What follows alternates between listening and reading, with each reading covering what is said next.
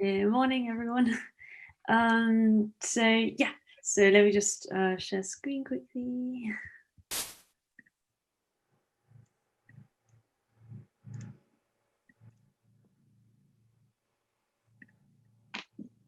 Okay, so I'm just going to start by explaining the initial idea for the housing block because I think it will help see like the development of the project so far.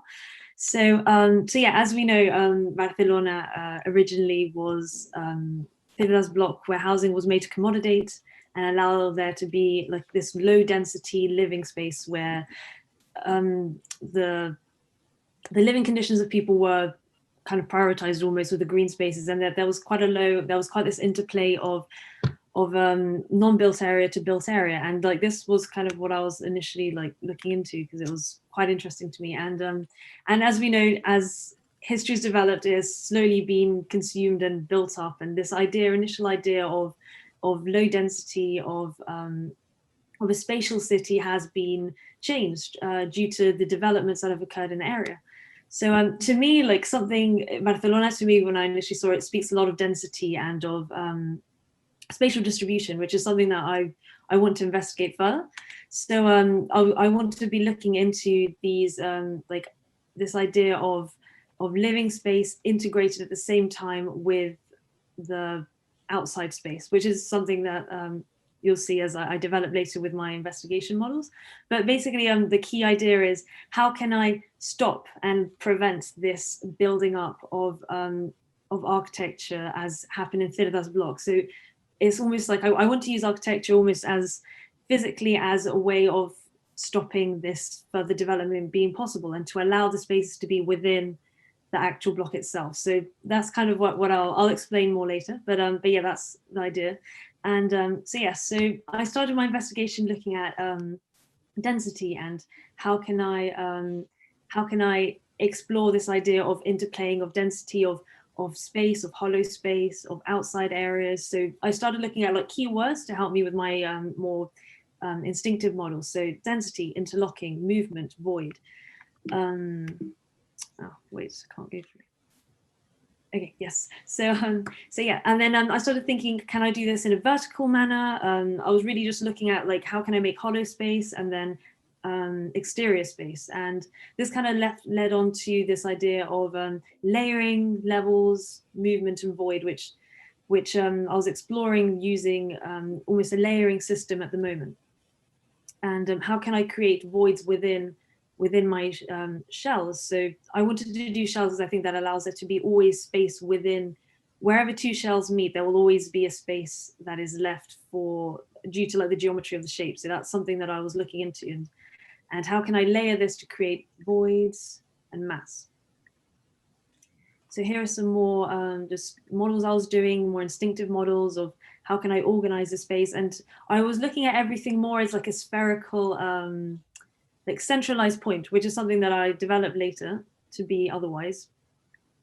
And here I'm still doing this centralized point, and how can I actually arrange it is something that I was looking into. And this idea of solid, void, hollowing, perhaps layering was another option that I was having. And so then I wanted to have there to be this interplay, constant interplay of public space to more private space. So I was thinking perhaps I can do this in a layered manner. And then I actually developed on from that to thinking, okay, well, perhaps due to the geometry that I'm looking into, I think that courtyards and public spaces within them will be created inevitably. And this idea of low density, I wanted to like have low density expanded. So that this is like an initial sketch of what I was looking into. And more photos. So then I was thinking of doing, this is another model, also looking at the interplay of more centralized, but in this case, I was creating like openings because later on you'll see the material I've been thinking of looking into is the Catalun vault, which is looking at how can I actually unite these spaces. So I'll go on more about that later. And here's another model, which was looking again at how can I unite these spaces? And I almost started thinking of having openings, which I later replaced with more of a courtyard idea. And so yes, here are my first, I guess I could call them cluster arrangements of looking at how can I kind of combine these spaces to allow there to be always a public space right next to a private space, and then actually also allowing there to be open space within, due to like the results of the combination. And this was one of the initial distributions, but then I thought it would be best to not do it so centralized as to allow there to be more variation, to have more of a almost territory feel to the ground, because I want it to feel quite natural and to allow it to almost feel like it's responding to that where it is actually. So yes, here, for example, I actually initiated with public, social and private. So 3 different sizes, which I have, here I was doing initial combinations. How can I combine them? How can these arrangements allow there always to be spaces in the middle? So through the arrays, this was something I was researching into a lot. For example, here I would have a public space next to a social space next to more private spaces clustered around. So I wanted there to be this interplay within. And here's one of my first plans, which yes, I was looking at just how can I combine all of these together to create this low density idea. And on the left was just some initial, still working on that, but just some initial kind of more detailed plan. How can I kind of create this unanimous wall between how it's constructed?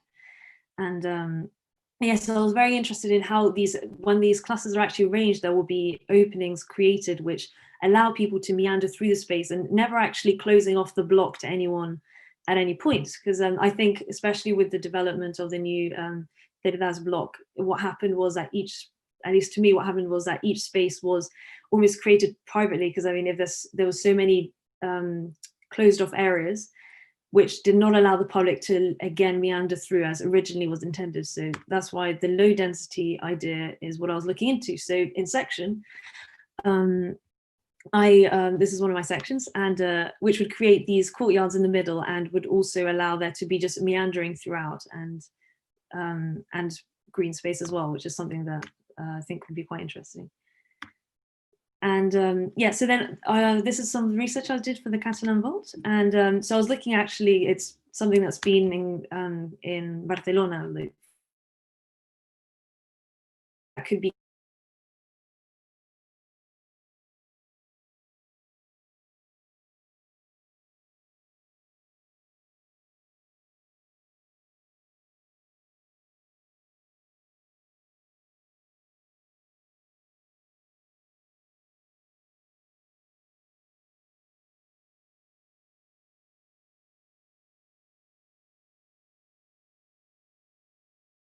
arrangements. And here are some zoom-ins, because I don't think it was very clear before because of presentation. But yeah, so here you can see more details of the courtyards and how these different heights actually will indicate to the different more social or more private, as I showed on like the cluster arrangements before. And then I think this would allow there to be very interesting spaces, which I wish to develop further, but right now I think it would create this almost illusion of walkways and such. And here's one of my detailed models. And for example, here I'm looking at I think light would be quite a key component, as the shell structures would allow there to be this constant shifting of light due to the courtyards, which is something that I really wish to bring in, because I think having low density will allow there to be more light, which is something that I think may be lacking. And here's also another model showing the distribution of this modular shell as the plan before, see? And yes, here's just an explanation of that. But yeah, that's what I'm working on at the moment, but yeah.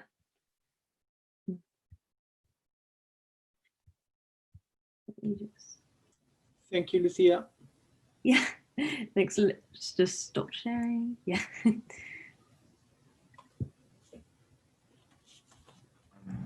So, Nacho, are you gonna start, or? Yeah, I can start. Yes.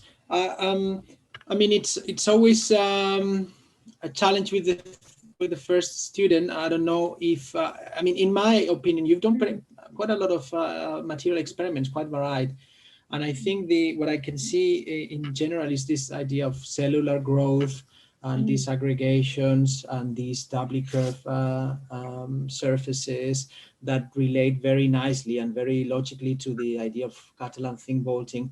And the whole thing, to me, it's very local, very Catalan. And we have the reference of Gaudí, we have the mountains of Montserrat. So all this is, I mean, culturally ties nicely. So I think you've got the geometry, you've got the technique, you've got the culture, and it ties nicely. I think perhaps in this stage that you are now, which is controlling this language, these tectonics, perhaps you can extract some parameters that are key, no? So what are the rules governing the cellular growth? So it seems that you have big cells in the center and there are smaller cells aggregating. So I think you need to define some rules. Okay, so how many big cells do you have in the block? Which are the original cells? And then you start aggregating smaller cells around. How many of them? What's the maximum and minimum number of cells? And how do they grow? I think it automatically generates this soap film, this Voronoi patterns, no? So you can look at Fry Otto experiments with soap, or you can look at the facade of the aquatic center in Beijing, which comes from an algorithm that creates all the same patterns that you're working with, very nice, by RPV architects. So you are within this realm. But I think at the same time that you define these rules, maximum height, maximum and minimum size of the skylight of the courtyard, which is so far is the only way light can get in, you know, because it's quite thick, so it's always zenithal light. I think you need to perhaps in the back of your mind think how this can be occupied. No? It seems to me that you're creating a landscape. I think it's the most obvious. The inhabitation will be a cave-like. So far, you're suggesting that it's going to be cave-like, but then you are actually creating a kind of a beautiful park. Yeah. So that surface. So I think perhaps you can start interrogating how these things could be used quite abstractly. No. What are the properties or the benefits of certain geometries, and that has to do with the slope. So if the curvature is very pronounced or very high, or these cells or these vaults are very high, people cannot climb to them. But I don't know, if the slope is gentle, perhaps you can walk nicely, and even you can use them as skate parks or bicycles. So automatically the geometry will suggest different ways of occupying. And I would say also light is a key thing, no? Because some of these aggregations are quite deep and you just have zenithal lights. So I think you can start develop a strategy for light penetration, which is always zenithal, quite dramatic. But yeah, in Barcelona, it gets very hot, no? So I think that needs to, perhaps you need to embed some intelligence even at this very early stage. Yeah, if you know what I mean. Yeah. I will support those comments. I think it's great work so far with the material experiments. Especially when it comes to occupation, you have to start to become a bit more pragmatic. So in other words, who is going to be the occupant and what are they going to be doing will define things like scale, the sizes of your objects.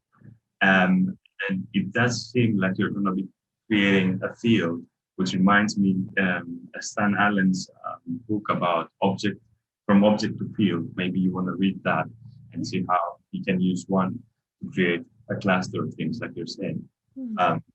It does remind Gaudi as well. Thank God you said Gaudi, because I was going for Greg Lynn, which I wouldn't want you to do that, you know. But eventually, it's about you taking over control of your forms. And I realized while the material experimentations are a bit more, how can I say, playful, when you translate that into the digital, you just show us circles. It's not an ellipse, it's not a irregular shape, it's a circle. Now, was that random? I'm not sure. You need to define why would that be important for your scheme, because you can use things like the metabol grasshopper command to create like funky forms, as long as it makes sense, you know. Yeah. Why one little criticism about what you were saying in terms of the your brief. You want to have those living spaces within the block and in between, as I understand it, right? Is that true? Mhm. Yeah. So now you showed us like one bit when the circles were come together, and you know whenever you have circles together, there might be some sort of unused space, Yeah. which contradicts what you were saying. Maybe you want to revisit that, because if you can give access to that, and especially when it comes to the slope, like Nacho was saying, you look at the slope, the angle, because how far can you go inside without you hitting your head? Yeah. You can give that back, like what they're trying to do in Barcelona with the Superblock. They are trying to give back the streets to the residents. I think Nacho can confirm that. But so maybe you can also support that with your scheme. Mm. You know, take control over the form. Don't leave it randomly to allow those like dead ends as if you didn't know about it, you know, because you were showing us on the plan. Mm. Yeah. Yeah. So like I think in some experiments, yeah, I had like kind of like some small spaces, but like, do you mean to make it more like intentional, like the arrangements, like those spaces to actually be for example, for like civic circulation or streets? Is that what you're referring to? I think. Or, I mean, you have and then you just Mm. have your plan and you see exactly the intersection of those. Yeah. Okay. Mhm. If I just can add one comment, I think the modeling techniques, perhaps the ones that you're using sometimes are very labor intensive. You can Mm. have a look at a project by Andrew Kudles, and perhaps I can chat here. Can I chat? Yes. No. No? Can I? Yeah, I think so. I don't see, but anyway, I can. It's called the P wall. P for Papa. P wall by Andrew Kudles. So what he did is he used a membrane, yeah, and then he used kind of a jig, a hexagonal jig. So the membrane was passing through the jig, and then it was created the same geometries, but very quickly.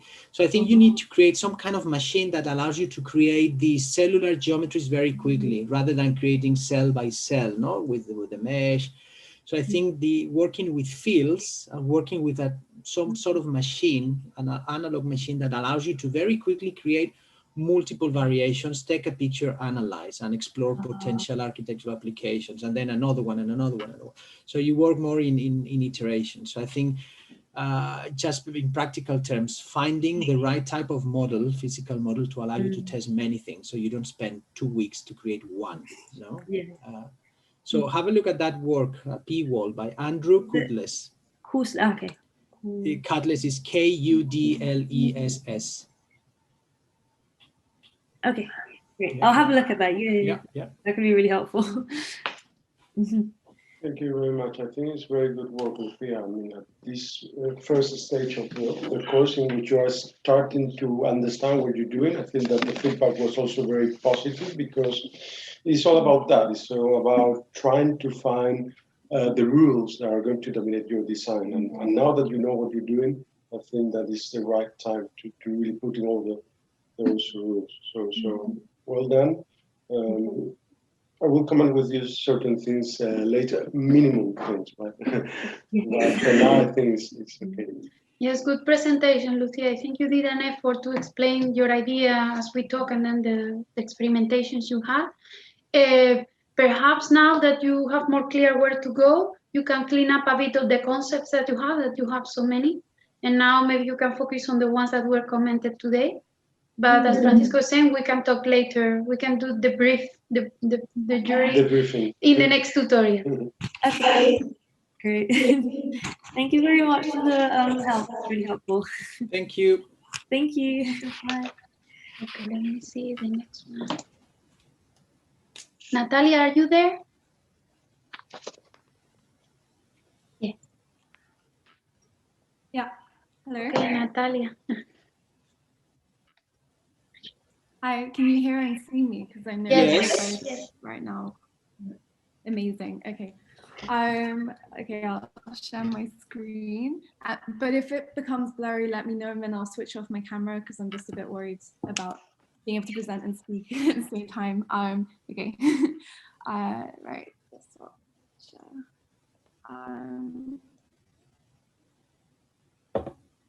Okay, all fine. Yes. Yeah. Okay. So my project right now, what I'm researching into is trying to create a comfortable environment for dense urban living by creating self-sufficient thing, it's urban revenue with a variety of like public programs in the base of the building, then housing on top, and trying Natalia, to maybe it's better that you turn off the camera because sometimes the voice goes off. So we focus on your voice. right. Okay. You look good, but yeah, we want to listen to you well.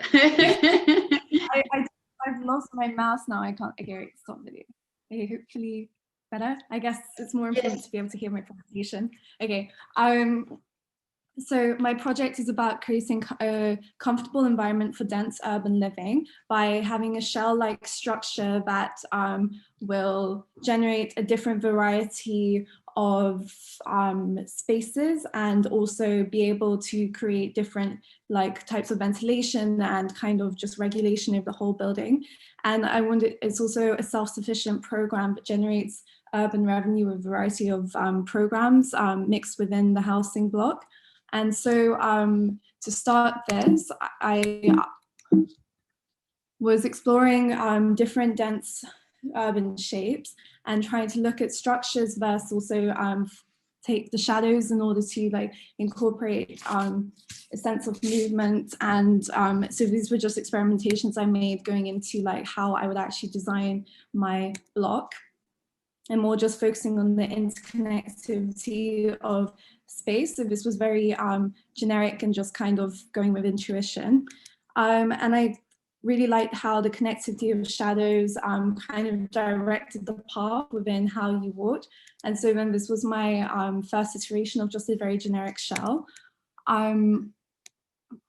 And then I started looking into how I can create different types of spaces from the models that I initially made. So I was more like, had my idea and then wanted to go from my iteration blocks to try and create a space.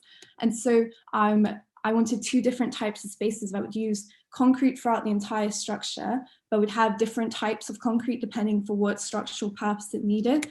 And so then the layers you're seeing now would be an underground layer that would be carved into like underground of the block, dug down, and I'll show the methods that I'm hoping to use in order to do that later on in the presentation. And then trying to incorporate it with the shell and see which kind of spaces are generated.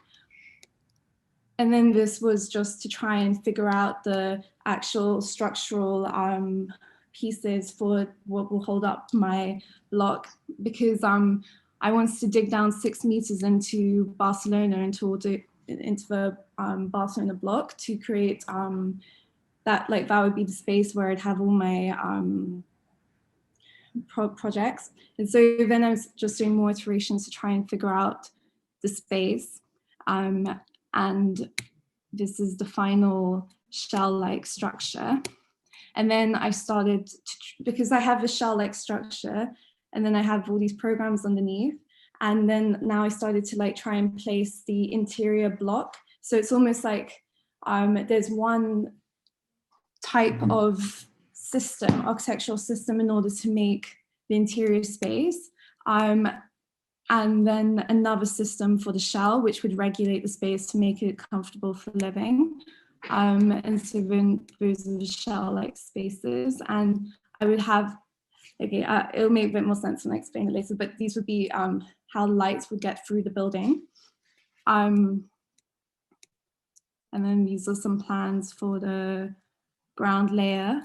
And so basically then this is trying to figure out the internal spacing of the block, and then generating and then using the shell-like space in order to cut the block into more pieces. So that would be how the space is generated within. And then I was looking into how I can like structurally make it, and I was hoping to use rammed earth concrete.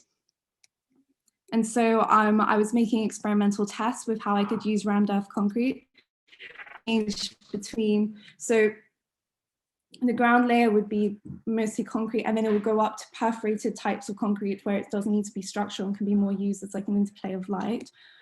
And so then my compact tests. And then this is like an overall model that I made to try and show the space that I meant with the initial shell-like block, and then these caves that are dug in, and I'm hoping to use the cave-like spaces as the public programs, and that'll be used by digging earth into the ground and then pouring concrete into it, and that would be structurally strong enough to hold up the shell of my building, and then within the shell I have the interior spaces, and then I would have the light from the top of the building going down into the public programs that are underneath the block. And yeah, and that would be like a way I could show, like, obviously I wouldn't be using clay, but like it would act of underneath the block, and then how it is possible to dig and be able to cast using concrete into various shapes and then remove the earth from there to create tunnel-like spaces. And then I also had a detailed model, but I was having problems with the CNC timings, so I don't have that yet to show. But yeah, so that's so far my program. But what needs to be further explored is the interior spaces. And I was hoping to explain that I do not have to show sadly, but like I will hopefully have that. But as just initial stage, I've figured out the shell and the structure and roughly how I would have to have different types of concrete in order for it to structurally work. And yeah, so far that is what I have. Okay, well, thank you. There were moments where I couldn't hear some words that you were saying, but I think I got the general concept. And I appreciate you working with concrete. You know, it's something that I enjoy a lot while working with. I've experimented myself in different scales, and it's great to see you doing that with those models. And you know, architects enjoy using concrete because it's so fluid. It allows that freedom when it comes to creating forms. So throughout, you know, different places in the world, concrete has liberated, let's say, the design, because it was possible to create form that could, let's say, escape the previous, let's say, limitations of the material systems. So that comes with a certain methodology. So when you talk about reinforcing or not having reinforcement, that's it has to be very clear, because you mentioned as you go up, you say you don't need more support, or you mentioned something about doesn't need to be structural. It doesn't go exactly like that. It's not like the Shard Tower that has like a few things on the top just to make it a bit taller. It depends on whether it needs to not just self-hold, like not just hold itself, but if something were to go on top. So if you had a specific kind of use where a lot of people would come in, it needs to be able to support that extra weight. If you start to talk about hanging gardens, it's not just the edifice that you create, but also what you're going to have on it. You know, you have to think about what it's going to be accommodating. That's like extra weight. So when you start to talk in terms of the material properties, consider not to be very clear, unless you know for sure, don't be like, yeah, it's not going to have a lot of reinforcement. You can define areas, and that's where I'm getting at. The other thing that, I was happy to see is when you started to show those very nice metallic models. Now that's like the skeleton, right? It's like where you start to place your concrete on. I think you need to help yourself with like a very good, let's say, two-dimensional layout with points, and be very specific where you place the start and the end of the skeleton, because that will allow you to have control over the cast. And maybe go beyond the symmetry that you have, if you like, and especially to create that multi-layered programmatic spaces that you want. You know, you were talking about having a lot of different spaces, having a lot of different programs. We need to, we need to see what they translate to, what later on in terms of the form that will be relating to light. There are some very dark areas in your Yeah. in I this. think for like the representational model, that is something that needs to be fixed, and I agree. Yeah. But I'll stop here. Maybe Nacho would like to add something. You know, think about creating a system where you have perhaps a paper with a grid, and on top of that grid, you start to create like rules of where the form begins and when it ends, how much the arch is controlling that way. You know, think about it. Yeah. I think I might have badly explained. So like when I meant no, it doesn't need support, of course, with the structure, I was thinking of the arches, how it would actually support all the concrete. So that's why I have arches going through the entire building, kind of splitting it. I best way to show it was like this kind of splitting. So that would be the structural thing. But what I meant more by like different types of concrete, not that like one would be structural, not, because obviously this shell, so this is what all needs to be able to support. I think I badly explained. I meant more like I would change the consistency of the material, what kind of concrete I want to use, because I know it's a very unsustainable material. It's not good for the environment. So that's why I was looking to mix it with earth. And then also was looking into methods that like you can create aerated concrete. So say at the top, I don't want it to be as heavy, because that's obviously going to weigh down, that's like a lot of weight to have on the top, which is almost just leaning without any support apart from like being in an arch shape. So yeah, I was thinking more just like different kinds of aggregates I can use, on more maybe just how like this is obviously something I need to look forward to, but more how thick it would have to be, then it would have to be where it's perforated. I think I like them more just what kind of substance it is rather than pure concrete. No, but yeah, I understand. I completely get what you're saying here.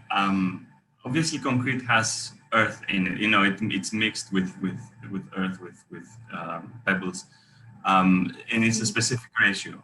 It's not like you're gonna add more earth to make it more sustainable. You know, it doesn't go exactly. No, I didn't mean that as as in I was looking into like concrete, like rammed earth concrete, but I was thinking this is more just like still at an experimental stage. But yeah, If you look into it, concrete, you know, like when you kind of recycle concrete, and if I'm not mistaken, the atria around the Barcelona blocks are going to be open to the public. I'm not sure though. I think I read something about that. Maybe it's something I'm just thinking or dreaming about. But you know, they have it's the super block, and inside there's an atrium, and that's communal. But I heard they might be opening up. So how are they going to do it? Are they going to open up, or maybe you suggest that they go through with large avenues and become more open, and then you can reclaim some of that material that you might be taking off. But now this, you know, I'm projecting some thoughts. It's better that you talk with your tutors about it. In terms of materiality, though, you could be reclaiming existing structural elements in the area.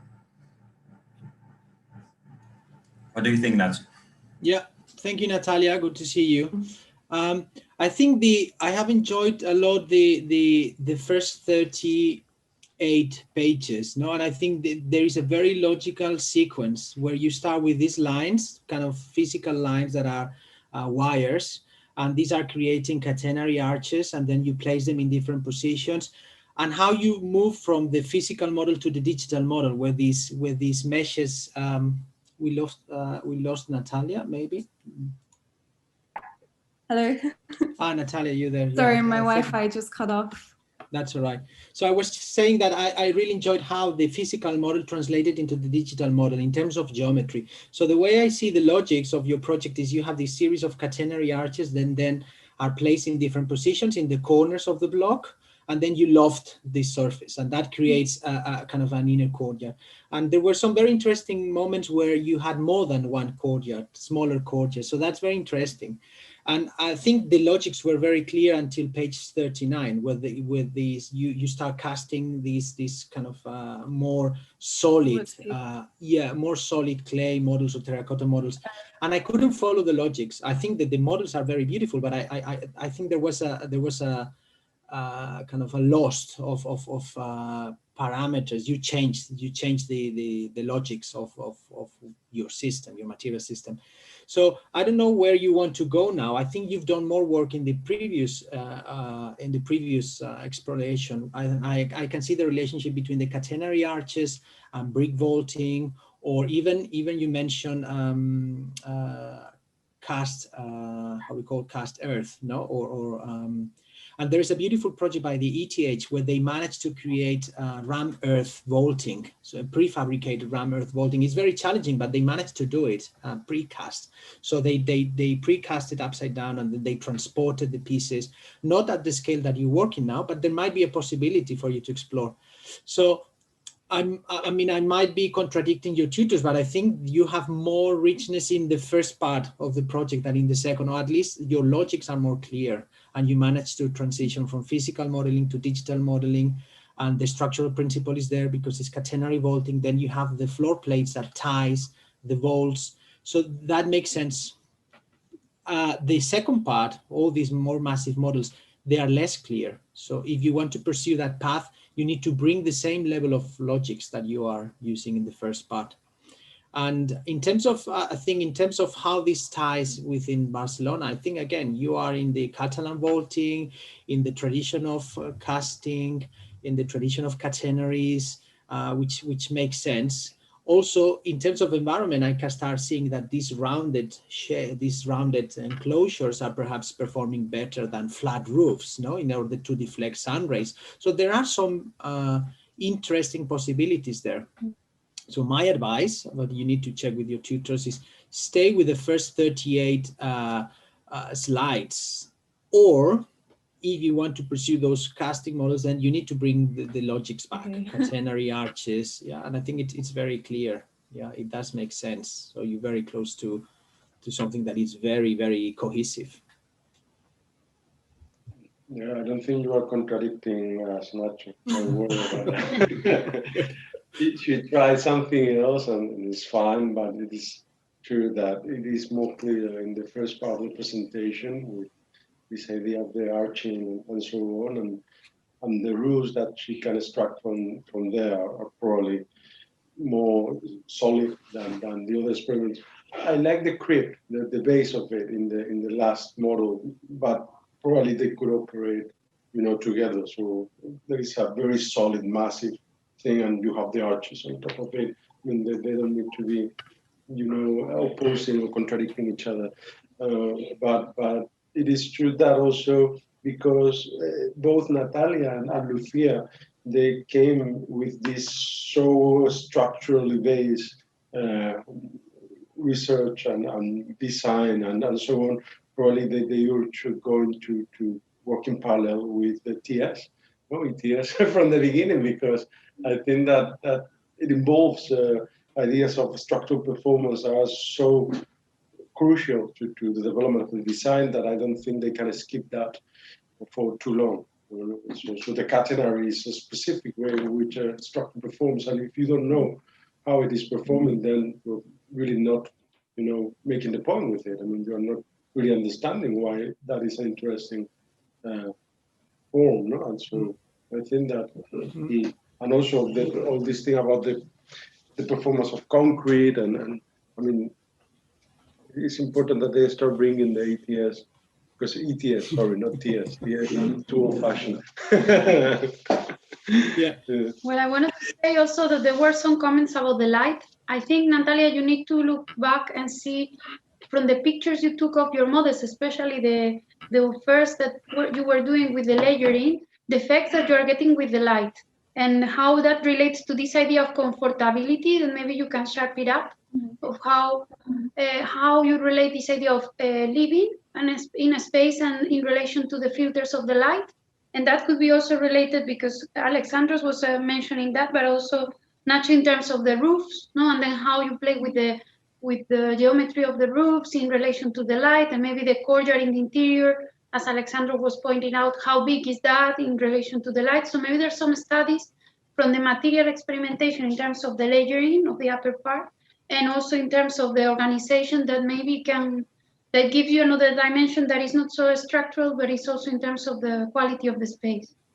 Yeah. Okay. I think my models are just like one solid block, but I would have it more, I think this might be better even to model digitally or to use a different material for now in order to show different experiments with light, because I would have it as perforated in lots of areas, but as a solid cast, it just goes down and then the light is like, the whole point of the columns is that the light goes down at the bottom, but I obviously failed with that because Natalia, can I also add, I think what we call the morphogenesis, which is the origin of the form, is very clear when it comes to the section and the enclosure and the massing.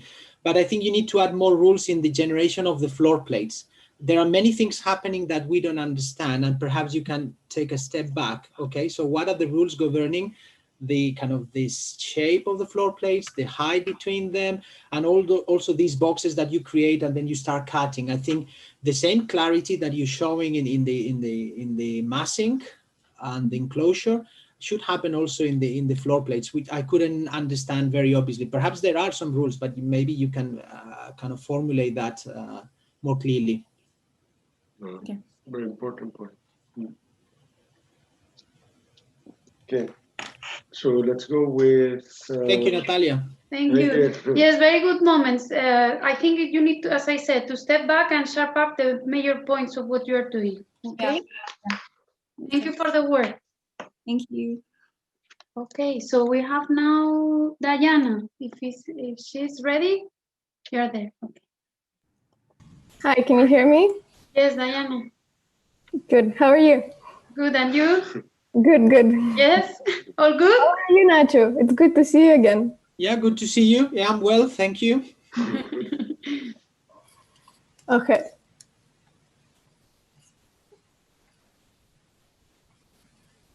Okay, so can you see my screen well? Yes, at least ask Nacho, Alexandra, do you see? Yes, everybody's seeing. Okay, so my working title for the project is Unified Chaos, and I'll explain why it's called so a bit later. So my first intuitive model started with experimenting with clay, where I was testing kind of the massing of the whole block, which is shaped by separate walls, which follow kind of unpredictable curves and forming spaces that are completely different from each other. And so you can see some of the side views. So it kind of looks like a maze. For the next step, I wanted to break down the model into multiple layers. And you can see the layers here. And what was interesting for me is the way the shadows are cast to the ground, and the way it creates a kind of porosity, which goes not only through the top to bottom, but it's also from the bottom to top. And this was my kind of the whole massing of the block. And then when I started doing the detail model, I was interested in creating these vertical and horizontal connections, which would allow this porosity to come through. And as I said, it's not only at the top that you see what's happening at the bottom, but also from the ground, you can see kind of what's happening at the top. And this model created these light effects where the light would kind of get trapped inside these porous spaces. And for this model, I used, so one layer is equal to 2 floors. And for the next model, I split it into 1 layer equals 1 floor. And I was testing this idea of openings and how much they can reveal. And this idea of also floating walls came through in these models, which later they find a function in the project. And you can see also some views. So this model kind of embraces a sense of unpredictability where each space formed is absolutely unique. And yeah, so you can see some of the spatial arrangements that I've seen here, where as soon as you kind of turn a corner, this openings reveal themselves and show kind of a broader connection within vertical and horizontal structures. And this is kind of the interior shot I took from the this opening, which shows kind of the atmosphere of the way interior space feels like. So moving on into the material research, these are 3 materials that I was looking into. My first initial kind of intuitive pick was to go with terracotta brick, but then I also researched into corkcrete and then hempcrete. So terracotta brick is sourced locally. It has very good thermal insulation. And I thought, you know, it would be a great starting point. Then I searched into corkcrete, which was, I thought, very intriguing. It's very new material. It also has a lot of very good thermal insulation because of the porosity of cork. And then I did a couple of tests. However, they didn't work well. I used 2 different types of cork. However, they would just float. And just because of the lack of information of such a new material, I didn't proceed with it. And then hempcrete, I was very intrigued by this material because it's called the better than zero carbon material because it actually absorbs more carbon than is produced during the production of the material.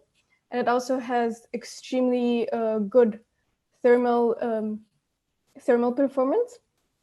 And what was interesting for me is that it buffers the humidity. So it would absorb the moisture inside the houses when there's too much, and it would release it when it's needed. And so for my tests, first I mixed it with plaster.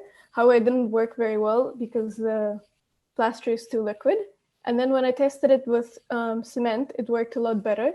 And I was also looking at the density of it. So you can make it very porous and light, medium, or very, very dense. And when it's very low density, its thermal performance is a lot better because of the air pockets. However, when it's dense, it's a lot stronger, which is also considered to be a waste of material, and the thermal performances aren't as good. So I found that the medium between the 2 is the best because when it's too low, it starts to crumble. So I feel the medium is good for the structural reasons. However, and I was completely set on this idea that I was going to use hempcrete in my project. But when I started combining this presentation, I kind of started questioning this decision. And maybe I'll explain it a bit later. So moving on to the current proposal, when I started translated my models into the digital 3D model, it took me a while to figure out the sizes of the openings and how much is needed. And so that brings me to this final iteration, which is this one. It looks very chaotic, but I'll try to make sense of it in the floor plans. So this is the ground floor plan. One of the ideas I wanted to explore in this project is to break through the circulation in the city. So I want to create these kind of 4 big pedestrian pathways that will not only provide the circulation for the residents, but will also kind of provide the shortcuts to cut through the rectangular circulation in the city. And you can see here some of the openings that on the level above. So my approach for this was that every apartment space needs either an opening to the street or to the courtyard to get enough sunlight. And so another thing to note is these openings will also be a base for block circulation. So you can see there will be 4 ramps on each floor through which residents will be able to circulate vertically. And yeah, another thing I wanted to explore is this concept of floating walls that actually serves as a platform to create these private terracing, You can see them here, and they happen in almost every apartment. I think in today's world, everybody has a new appreciation for private outdoor area, and the goal for this project is to provide that private outdoor space for every single apartment.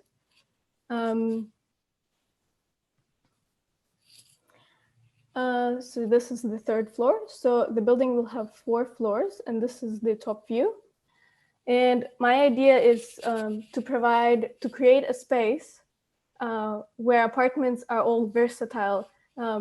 Each floor plan is different from another, and no apartment is the same. So it provides kind of complete unpredictability in the way residential spaces are formed. This is the section. I think it's very important to look at the section of the building. However, I don't think it's clear enough, but you can see that some of the openings being formed here, and you can see where the section is cut. And I also made a kind of diagrammatic plan of the apartment. So even though it seems like there are a lot of curvature in the apartment, when it actually breaks down into the units, they're very rectilinear. And it's actually more traditional way of living for human beings. And the walls, I want to also point out, the walls are very thick because no floor plan is the same, as I said before. That's why I want to make these structural walls kind of very thick to being able to support the layers above. And so this is my block model at 1, 2 to 50. So you can see the way the opening is kind of cascade down, and it creates this porosity of porosity on both vertical and horizontal kind of panels. You can see the close-up here and kind of the view from the side. And I also made some interior views. So as well, you can see the way the curvature forms the space and creates these pathways that open up and open down to reveal the spaces above and below. And so this is my detail model. One thing I forgot to mention is communal spaces. So one of the ribbons on every floor will be communal areas. And on ground floor, there will be 4. On 1st and 2nd floor, there will be 3 communal areas. And on 3rd floor, there will be 1. And so the way I wanted to play with porosity on this level is to create these perforated walls that will also form the communal or spaces for co-living.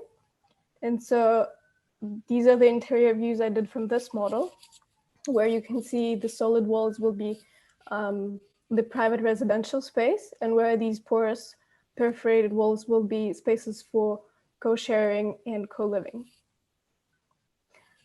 This is the way the model would look in the context of Barcelona. Most Barcelona blocks are 6 floors tall. However, mine will be 4. So you can see the difference in the side view here. And this kind of brings me to this question of materiality, since I'm still being uncertain about which material to use. So for these views, I used, if the building was built in terracotta brick. To me, when I was composing the presentation, it kind of felt like the project suggests terracotta brick, even though I was so set on using hempcrete. So I'm still uncertain about this. And so I did some also sun analysis during December and during June. And you can see it gets a lot of sunlight. And I think in the context of Barcelona, because it's so sunny, it's not just important to get direct sunlight, it's important to get the shading and get indirect sunlight. So these floating walls will also serve not just as a platform for private outdoor space, but also as a technique for shading. And this is during June, so it's very bright. And yeah, and I also would like to show you a couple of videos. There is a close-up here of the way sun interacts with the block. and another one, which is kind of from one of the openings if you were standing at the bottom of the opening on the ground floor.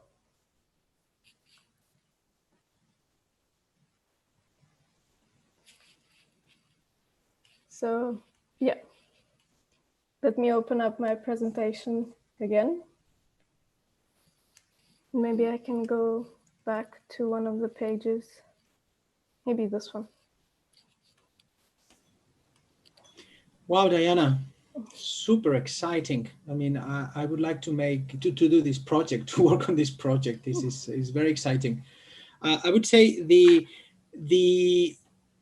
I think what you don't need in this project is chaos anymore. I think you need the opposite. You need order. You need some kind of ordering principles so that you can match the structural strategy with the layout strategy and the courtyard strategy, and that can be tied together with a geometric set of rules.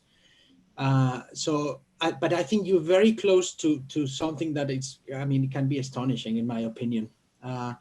So I don't think you need to do more and more renderings and more views. I think you need to go back, and actually, if you can go back to one of the plans, initial plans, and I think you need a grid there, and it can be a very simple grid, and it can be orthogonal grid that relates to the size of the apartment. So if I can very quickly, and I don't want to turn this into a tutorial, but if you had a grid here, yeah, can you see this? Yeah. And you use this grid to start drawing the curves and tangencies. So define a set of rules that help you define the layout. And that has to do with the number of apartments per floor, the area of the apartment, 1 bedroom, 2 bedrooms. I think you need to start adding all these layers of information to refine. And then I would start with the structural strategy. Obviously, you know that the walls needs to be continuous unless you have 20,000 transfer decks. There needs to be some sort of continuity between the walls, no?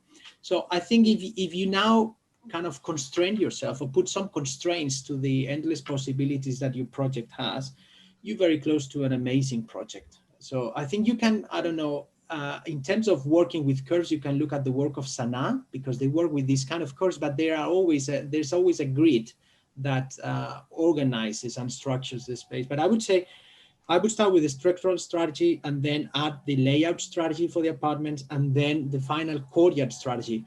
Right now you have courtyards overlooking at the toilet of your neighbor, no? There are perforations everywhere. So how many courtyards do you need? Do you need 1, 2, or 3? And if you've been to Barcelona, well, actually you were in Barcelona with me. So one of the things that happens in Barcelona is privacy. The size of the courtyard allows you to have some privacy. If you make more courtyards, the courtyards become smaller, you are closer to your neighbors. And it's actually a very voyeuristic experience in Barcelona. You're very close to your neighbors sometimes. So that idea of privacy, so that can take into, you can take that into account. How close do you want to be to your neighbor? How much you want to see your neighbor? But really, it's very exciting. I would love to do this project myself. Thank you. One final thing, I think Hempcrete is amazing option here because I don't know if you know what's going on in Barcelona. There's these associations now, so they are proliferating, and Barcelona now is the cannabis capital of Europe and in the world. So it's a big business there. So imagine that you connect that with the social aspect. Okay, we have thousands of clubs, smoking clubs, and then all the waste byproduct of production, you have Hempcrete there. So I think it ties very, very well with the project. So you're very close to make a super strong project, in my opinion. Thank you. So you should tell me where those places are. I didn't know. I'll share Google Maps with you.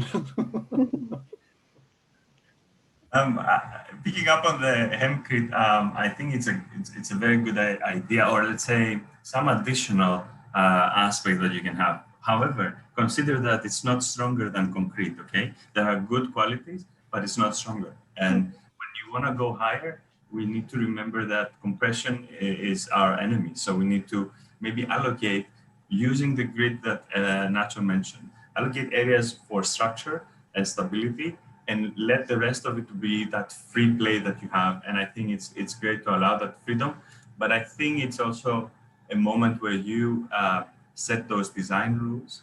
And if, you know, we want to adhere to the brief's agenda where, you know, the construction processes and all this stuff could be to a degree granted to the inhabitants. However, you become the kind of like overlord of understanding how it's working so that they won't fail. So if you create that grid, you can allow, let's say, that flexibility in between either structural elements, but also elements of privacy by setting out the rules for where the public and the semi-public, where the accessibility comes through. So, you know, we can define some corridors about that. Because you mentioned you want to have openings to the street or to sunlight. Now, the sunlight, you know, is quite general. You want to understand, you made those studies, but I think we need to also realize, because it's such a big block, very dense, we want to avoid having, you know, the case of Kowloon City. Have you heard of that? Mm-mm. No?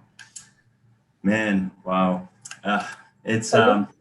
Kowloon, yeah, I don't know how can I type. It's Kowloon. This is not, it doesn't exist anymore. It's called Kowloon Walled City. It was a nightmare for the area because it was so massive. It was so dense. Just look it up, you'll see it's crazy. It doesn't exist now. In China, that was in China. But the interesting bit was that the inhabitants were allowed to create their own environment. They were able to create their own, you know, places to live. But they didn't know, right? They had no understanding of the qualities that a house should have. So they made some horrible design decisions. There were, you know, electricity and water combined together in very dark places. So this was dangerous. We don't want that in Barcelona. So I think it's good to show that you can control this. Definitely with Nacho's approach, I think you will be able to do it. And the other thing that really was a revelation was when you put the plan. As soon as you put the plan on this drawing, I understood the scale better. I know you were talking in terms of scales, but still, with the plan, I realized that it's much bigger than I thought. But also, I didn't see any openings on the plan. You're talking about light, but you look at the plan. I know it's the beginning. I'm just saying that the very next step is all these ideas you talked about it, light and accessibility should be translated now, not later, not try to kind of fix it at the end, about the openings and the aspects of privacy. So, you know, that might also affect the way that your bricks come together. If you want to be a bit more playful also in the arrangement of the bricks, rather than just carving out a kind of Mata Clark openings, you might be able to control it gradually. Mm-hmm. Yeah. And think that, you know, if you're allowing people to use something like a brick and maybe have a certain level of flexibility to create some spaces, that can be done in 20 weeks. You can make a 3-bedroom apartment, for instance. Yeah. With brick. It's very quick. It's very quick. Just, it has a few other things that don't work. Let's say if it's raining in Barcelona, it's not going to work very well. Yeah. But, you know, you can look into those details. Translating, though, the system, it's very different having an aggregate system from a continuous free-form system that you have. Because at the beginning, it felt like you had ribbons.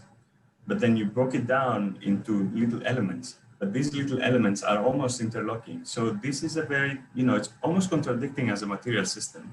So it would be very different, I guess, when you created that ribbon and you placed it on top.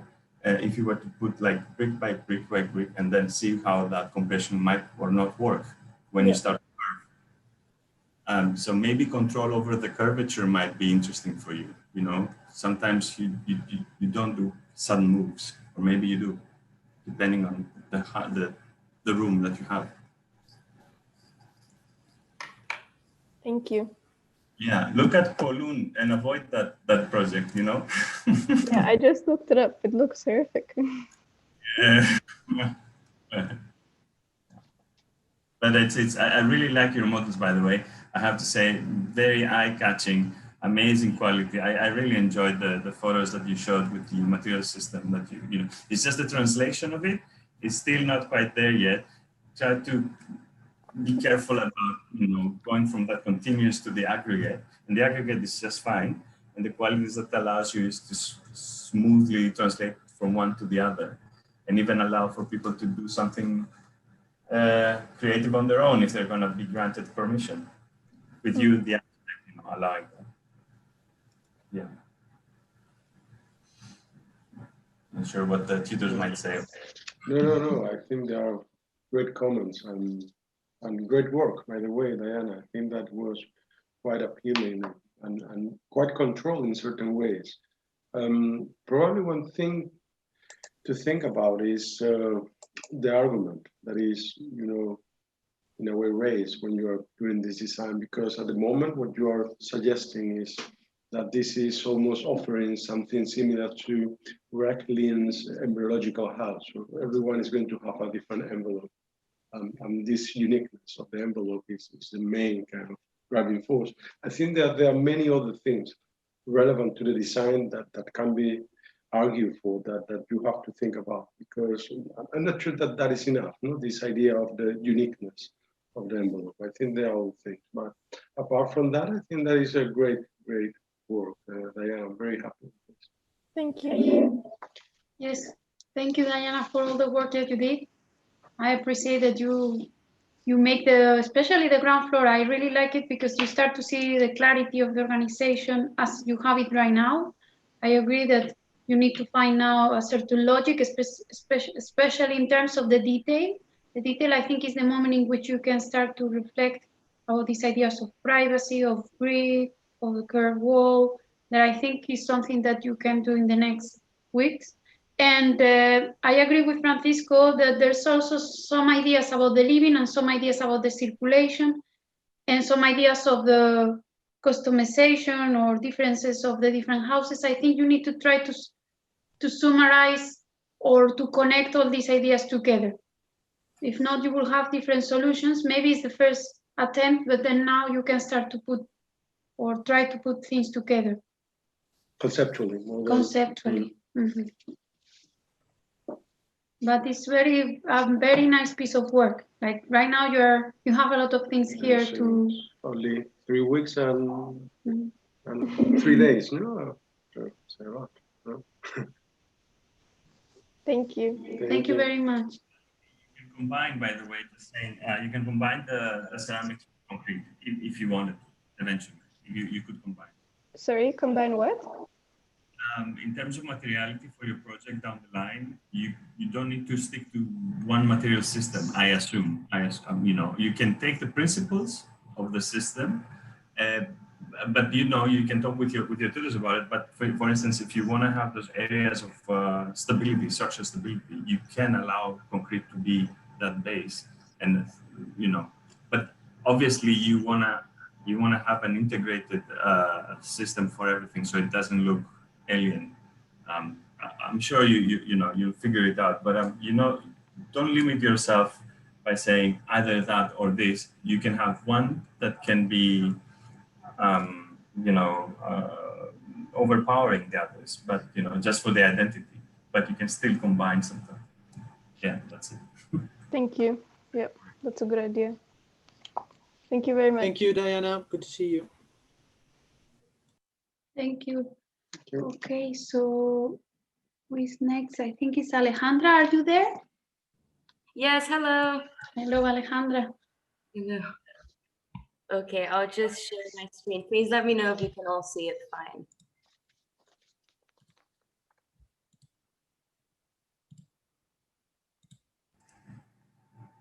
Okay, amazing. So. Yes, we can see it with Alejandra, so. Okay, great. So I'd just like to begin with a small diagram that kind of represents the ideas I have in mind for this proposal. So the main idea I want to propose something that will transcend the block. This will be done through something I called vessels, which are very geometric kind of living spaces. I want these vessels to have natural ventilation and sunlight, and also have areas of shaded recreational space. And I feel like there should be a very clear public and private space divide within my architecture. So we basically began with a very intuitive model, and I went for these very geometric shapes using diamonds and hexagons to create this kind of model. So it's kind of representing a central oculus with a geometric shell around it. I really enjoyed this geometric shell and the oculus that has the ability to bring light inside. But what I felt for this model is that it's kind of overpowering and quite messy. So for the next model that I did, I wanted to kind of maybe represent a different hierarchy, creating from this geometric shell something more light, something less dense and less overpowering. This could potentially become these geometric shades, just shades for the recreational space I was speaking about before. These are just some more pictures. And this was just at the end of that task, I just wanted to visualize what it would look like in the block. But what I realized from this at this point is that there weren't many courtyards created. It was kind of just like a central courtyard. And I didn't really like that in terms of circulation. So that's something I kept in mind.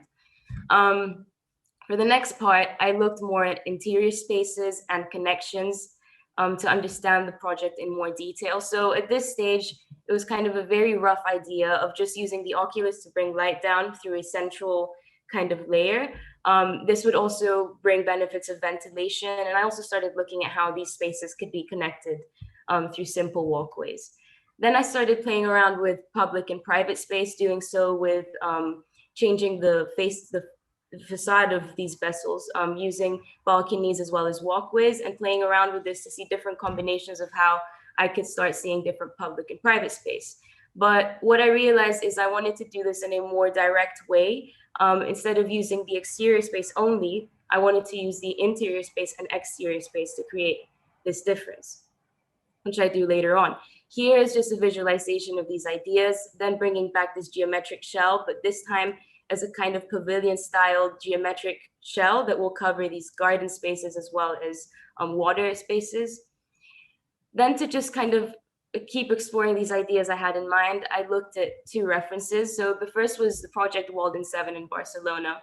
What I really enjoyed about this project is that as I'm looking for this kind of very clear distinction between public and private space, this was a great project because what I realized is the architect kind of uses a very distinct facade to the interior spaces, which are contrasted through the use of color, through the use of texture and material. And I think that's something quite beautiful in the design. I also used this other architect, Javier Sanosian, to begin to understand how my interior could contrast the faceted exterior. So I went for a more curved, kind of mellow, soft interior, which could represent how there's different activities that happen in exterior and interior space. We have just living space here, so it's kind of more relaxing to have curved spaces. And I think it's quite beautiful how the architect manages to do this, especially creating these kind of grand windows and really curved, soft spaces.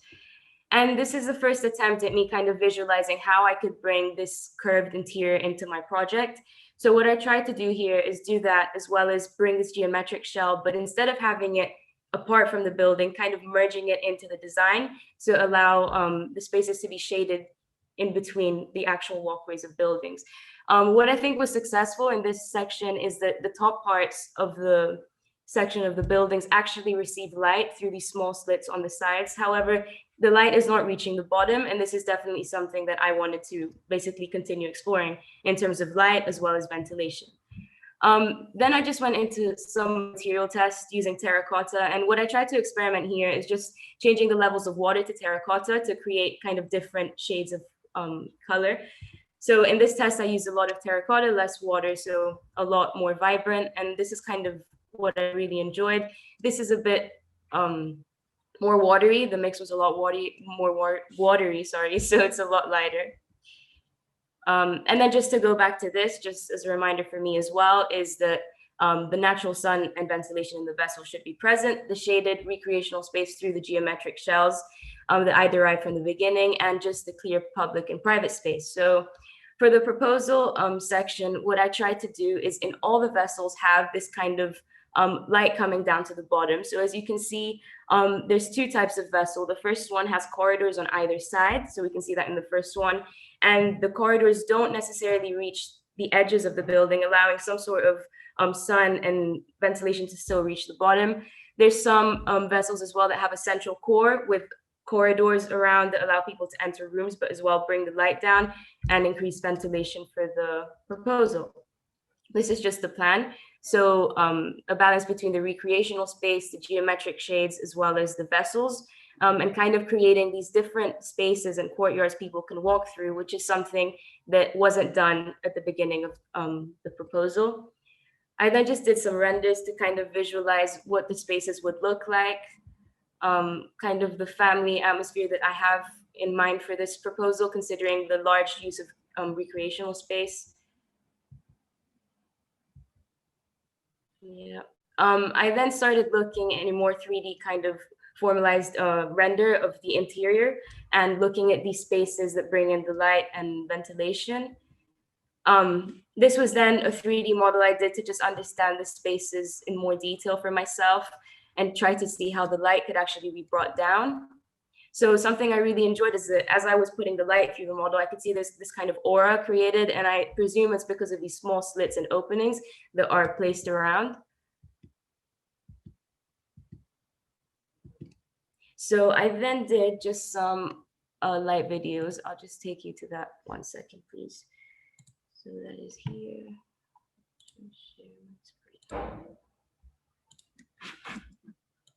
Yes, so I did these videos first with the actual whole site, and then I did it with the actual 3D model to just see what the light and shadow would bring.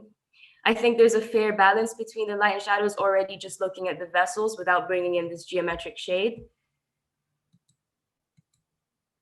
Then I just looked at how the light reacts as well in the interior kind of. I feel like there is a good amount of light as well entering the central core as I presumed.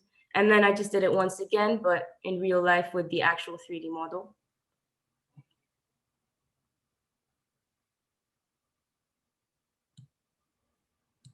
Okay, then I'll just go back to this. So just to finish off, oh, I think it's stuck.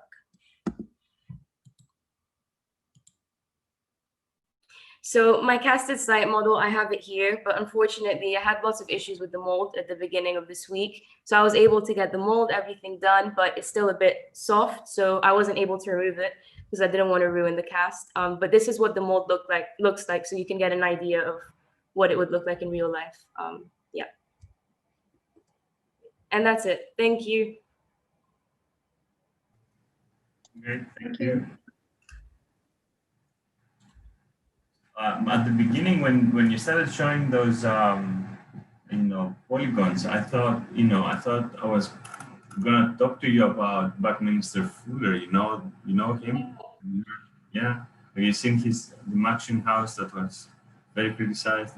But it's not that. It's not that anymore. There's nothing to do with that because you immediately switched to something more curvilinear. But then it didn't transform. It just became an addition. And I think that's an easy way to go about it, I guess. You can keep the external as a faceted, and then inside you become more curvilinear. However, I wasn't completely convinced how that comes together yet. You know what I mean? Like, I'm not sure the process, maybe I missed it, but I guess I would like to hear another kind of story. Is it about,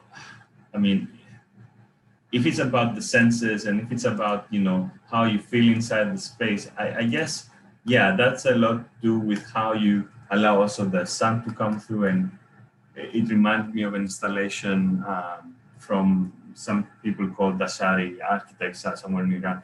They had an oculus as well on top, and then they would allow the sunlight to come down, all the sunlight would come down, but they would also treat the surface in a certain way to get the sun beam to kind of deflect around, It wasn't it wasn't just the Pantheon slide coming through. It was, you know, allowing the whole thing to reflect on itself, almost like a sun tower that they have in desert areas, so that they have the underground caves lit up. But then you start to consider other things like water, what's going on with the water, because you know, these are nice things, but in the past they would also have an oculus for allowing the water to come through and down to the drains. We're not in ancient times anymore, so could your form and the transition of the form allow to be playful in the senses with the sunbeam, for instance, because it seems like the oculus is a very important part of your approach. I wonder, and then why would it be faceted outside and curvy inside and not curvilinear outside? You know, why wouldn't it be like that? You know, it reminded me of the amethyst crystal, if you ever seen one. It's very impressive when you look at it, but it's exactly, it's the other way around. These are just questions that pop up in my mind. And yeah, like, that's the very first thoughts I have. Alexander, which is the example you said, because we didn't hear it well. You said it's the other way around. Yeah, it's amethyst crystal. It's a crystal. It's the. Okay. The amethyst. Okay, yeah. Okay, yeah, clear. Yeah. Well, it opens up a bit about the light reflection and know that I think it in relation to water, then maybe something that you can think about. For sure. It's like it feels a lot to do with the senses. It feels like Alejandra has that tendency to get the inhabitants to kind of experience the space in the different set of senses that we have. Maybe that's a direction that these formal exercises might give an output, you know, because you can try them yourself. But this I thought. Thank you. Thank you, Alejandra. You know, I've seen kind of very good bits and pieces, and I love the first models, kind of all these tessellated, very sharp kind of geometries. And then it was kind of a quite natural transition into the hexagon with the oculus. But then I got lost when you talk about Senosian and the curvature, and there is an unresolved tension in your project between the enclosure, which is very faceted, hexagonal, and the very curve. And also when you look at your models, they are disconnected. There's an enclosure, very thick with no windows, and then a very cave-like interior. And I think that tension needs some kind of massaging. No, you need to make a decision. If I were you, I mean, I would continue with the exploration of the facets. I think that's very interesting. But then you need to interrogate what kind of properties, or how can I translate these geometries into a structural system? And I would say what the hexagons are suggesting perhaps is a very lightweight. I don't know why you choose terracotta, but at some point perhaps there are some tension cables, linear elements. You have the central core that is perhaps more petrous, and it's the spine of the building, and then you suspend that. And I think then you can bring in transparency, reflection. So that's one possible way. But I think what you need to now interrogate is how can I translate this range of geometries into structural systems? Yeah, very clear structural systems. I like from your project that you're breaking completely the block, and actually you're creating little volumes, bringing down the scale of the city, creating small alleys, which doesn't happen. There are some passages in the sampler, but it's actually very repetitive. So suddenly breaking that is very good, and creating very fresh and shaded streets. No, that's great. But I think that there's some unresolved tension in some of your design decisions there, which hopefully will be fruitful in the sense that it will help you develop the project further. But I think my main question would be the relationship between structure and then the argument. No, what is the main argument? Is it about breaking down the block, creating alleys? It's well ventilated streets with shading and breeze, and suddenly you have more an experience of the old part of the city, which is what you're doing, is replicating the layout of all parts of the city, no? But that comes with problems, no? people pissing on the streets, smelly garbage collection, which the narrative is different, but it's interesting. You are bringing a different typology of city into the Champla, which is very interesting, but I think you need to relay geometry, structure, not perhaps argument, no? But I've seen lots of very good models and kind of good thinking. I think you just need to tie it up cohesively, no? Lots of positive things there. Great, thank you. I want to add to this. I really, it's an opportunity like what Nacho mentioned about the faceted aspect in terms of structural properties. You know, those space frames that we see around, it's because they're very light. In the 1930s, Fuller, Buckminster Fuller, because he got a lot of criticism about his Mansion house, he went and he said, you know, how much does your house weigh? You know, trying to make an argument about his design being very, very light. So his energy input for creating a house was minimal. So in that sense, he had the core and then he had the triangulated places around it. So he could also create different configurations. So these are thoughts that happened back then.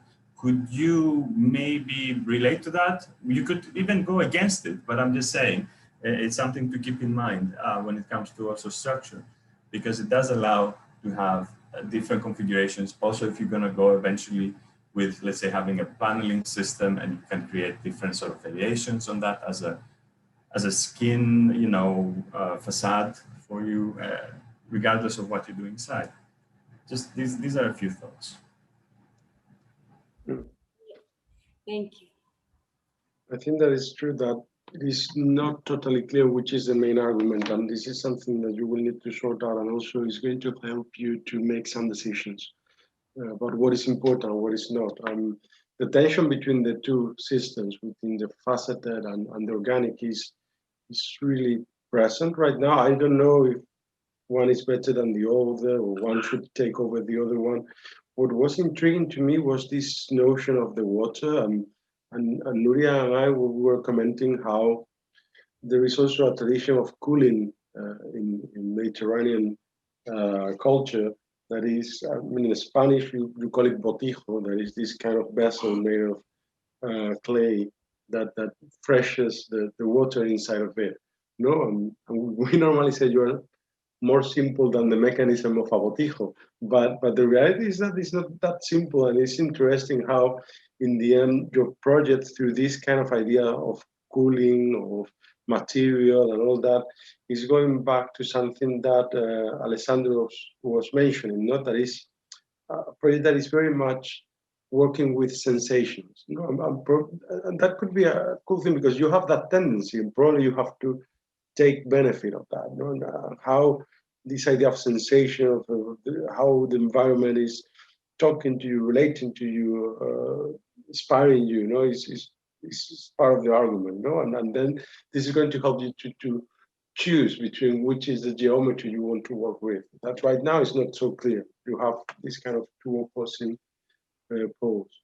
Yes, there's I don't know if you know about Barragan, this architect from Mexico. In some of his houses, he has this kind of shallow pools or fountains, I don't know how to call it, where he puts some of these vessels within it, because when there's water, it's cool, but when the water disappears, these vessels keep the coolness, no, of that.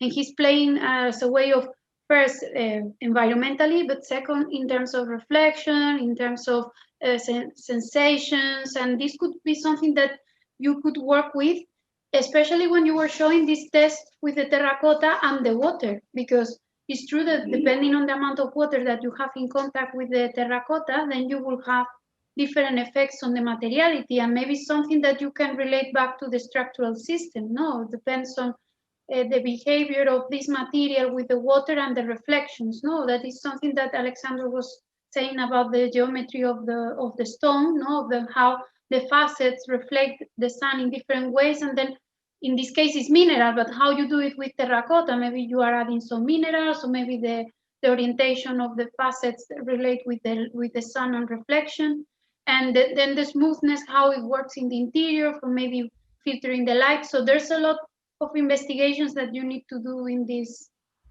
I think you have the first glimpse, but now I think you need to get deeper in that sense, no? Sensations, light, water, and geometry and structure, how you put these things together. But it needs more investigation in each of the fields. I think you were just working now with the shape, but you need to work more in terms of the behavior of the material, in terms of what you wanted to achieve in terms of the landscape, of the reflection of the light, a bit more of control of that. So it needs more testing. Great. Yeah. Thank you. Your ETS is going to be super important, no? Here, evaporative cooling and the structural systems. I think the ETS is going to be super helpful there. They all need to go through that carefully. And you're not teaching ATS for experimental. Only diploma. Such a shame. I don't have any more time. Okay, we go with. Yes, thank you, Alejandra. So I think it's clear more. You have clear where to go now. Yes, for sure. And we would like to see this model when it's dry, to get of the foam and see.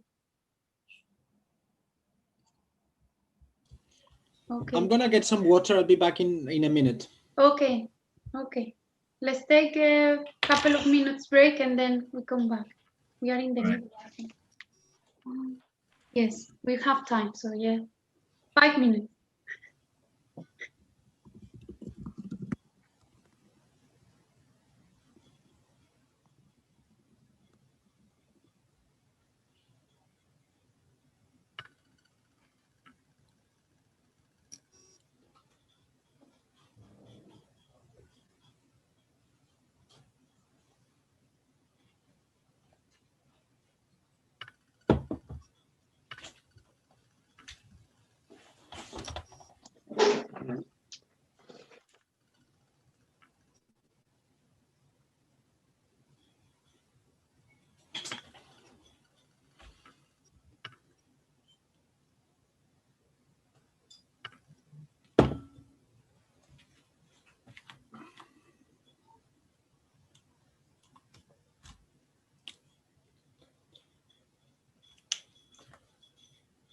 How are we doing with time? Pretty well, I think. Yeah. Good. It is 11, so we have to see only 3 more. So we are going to finish before time if everything goes okay. Good. We'll get into controversies and.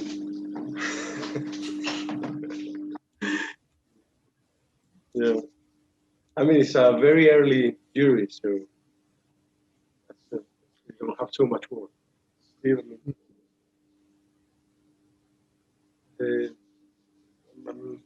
I'm happy more or less with the amount of work I'm seeing. It's quite a lot of work for So much time, yeah. 5 weeks. It's quite a lot. It's great. We can have a conversation, a very meaningful conversation with their material. That's great.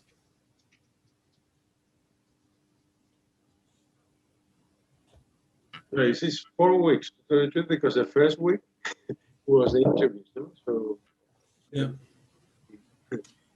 4 weeks, that's great. You're making them work, and they are working. From the distance seems to be easier. I don't know why.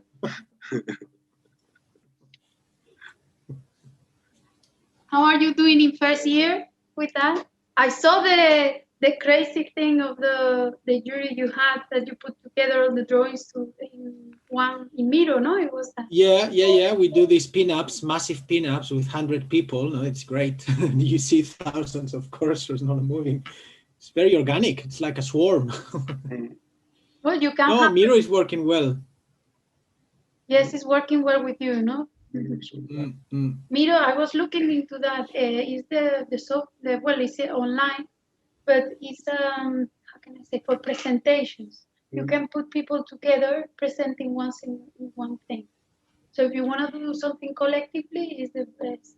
Wait, I think, no, you can also draw and all of that. I think they use it to put together different people with a presentation. It's a digital wall. You pin up everything, PDFs, images, and then you can sketch on it, comment, put post-its, and everyone can look at different parts. It's a good way to see the whole work together.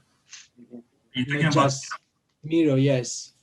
So it's a less linear experience. You see the whole project in one go, and then you can zoom in and out Like a very pin-up. nicely. Like a pinup, no? Yeah. Okay. I think we are going to finish earlier because, as Francisco was saying, we only have 3. If everything goes well, we will finish in 1 hour and a half. So, yeah. Okay. Okay, whenever, are you ready there? Yeah. Yes. I think like my internet sometimes drop, so I'm sorry if there's a problem. Okay. If not, if you see the internet is going low, then what you can do is to turn off the camera and just speak. Okay.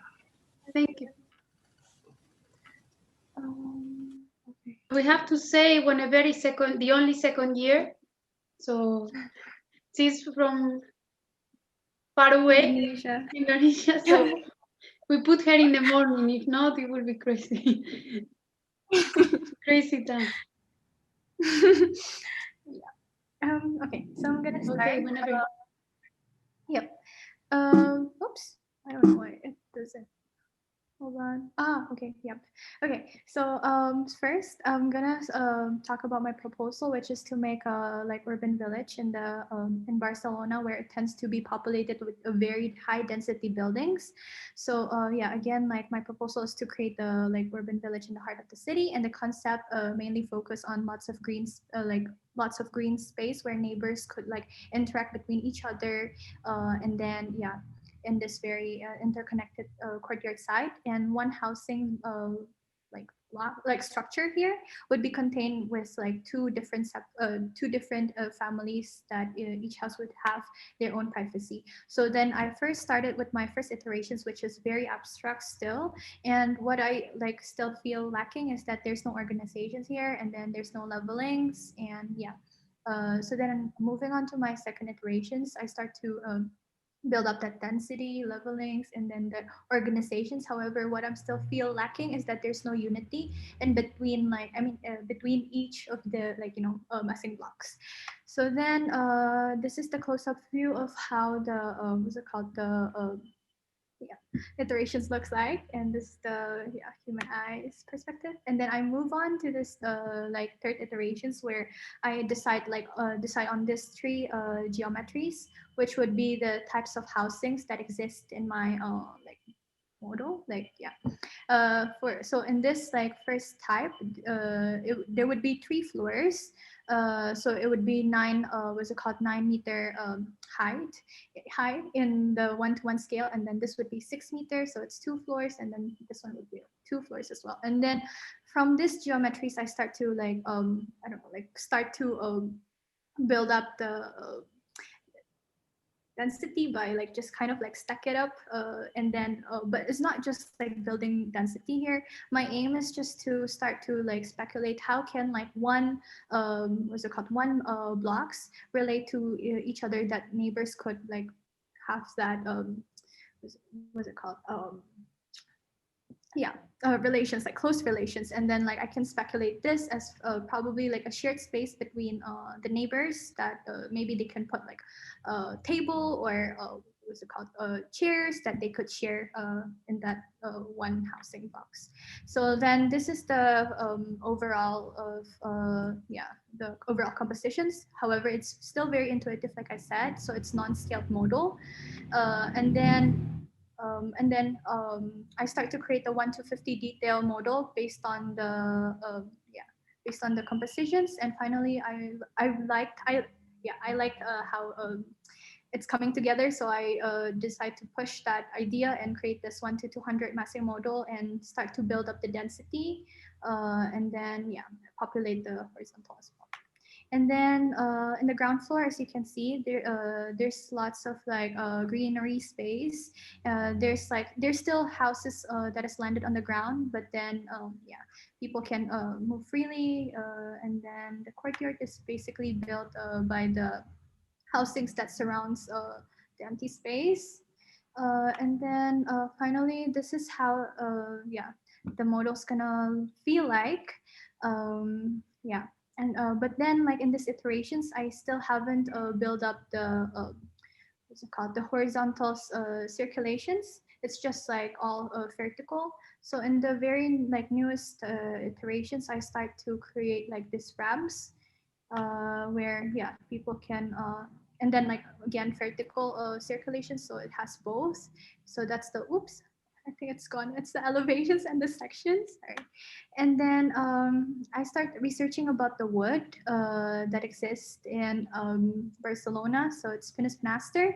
However, now that I'm in Indonesia, I'm limited to the wood that I have here, which is the camphor wood, which I finally use in my what's it called, model. And yeah, you can see again how the courtyard is built by the houses that surrounds it, and the access, like the main entry to this site would be here. So it's located here and there.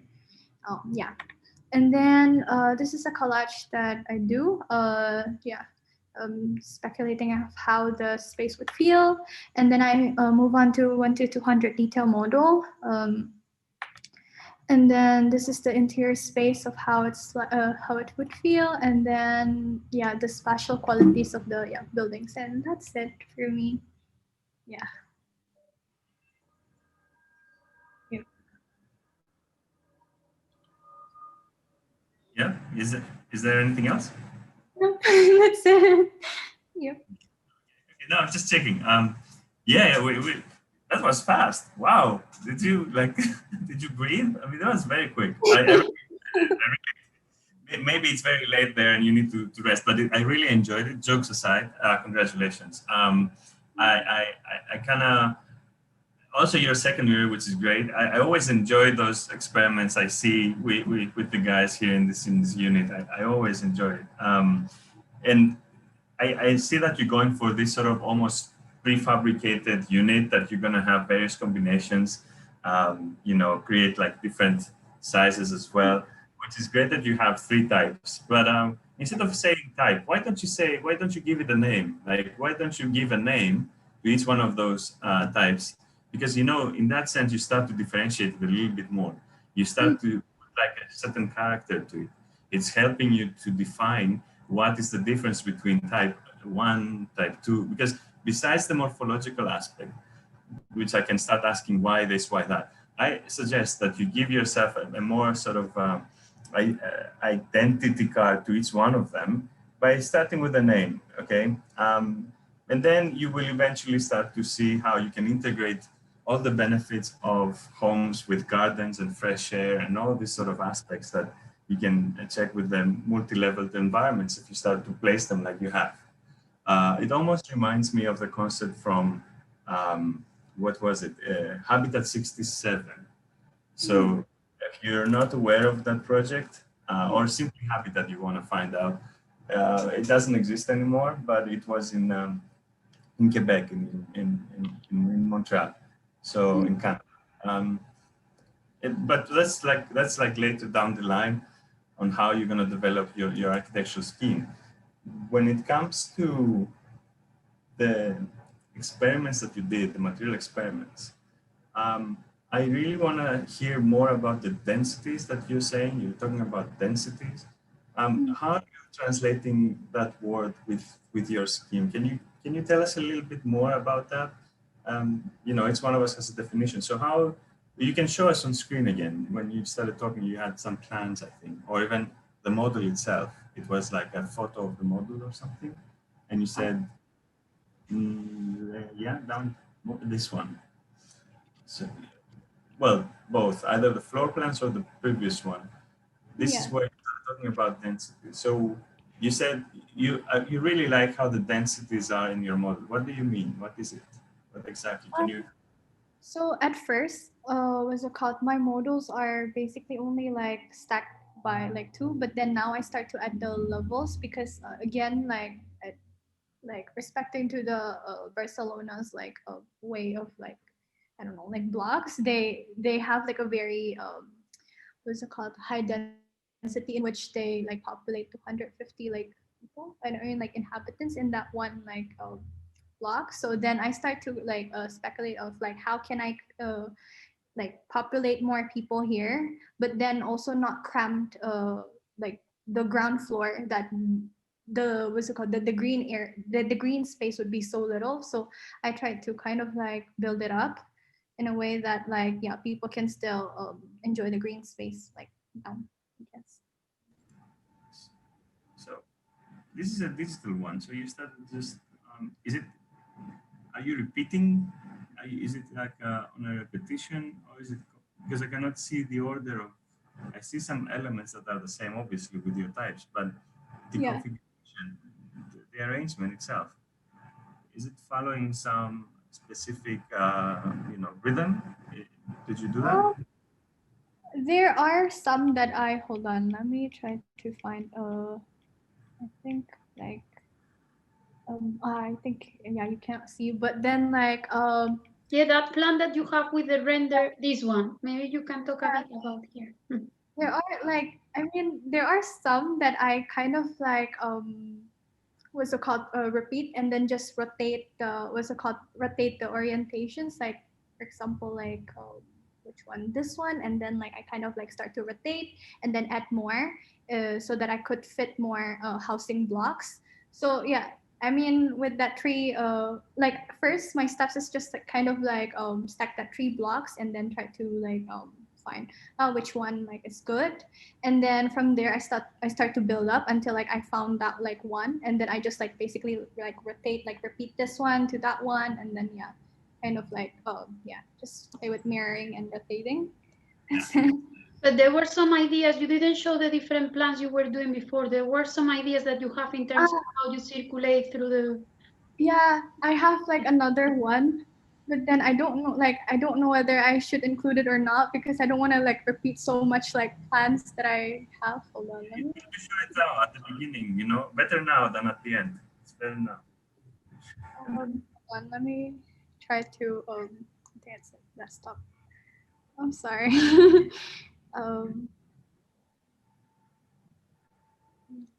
You know what else like it's good to have when we design in architecture, limits, like limitations. When you have no limitations, you get to go crazy. You have to sometimes give yourself that luxury of saying, oh, I'm gonna, like the way you decided on having 3 different typologies, types of your boxes.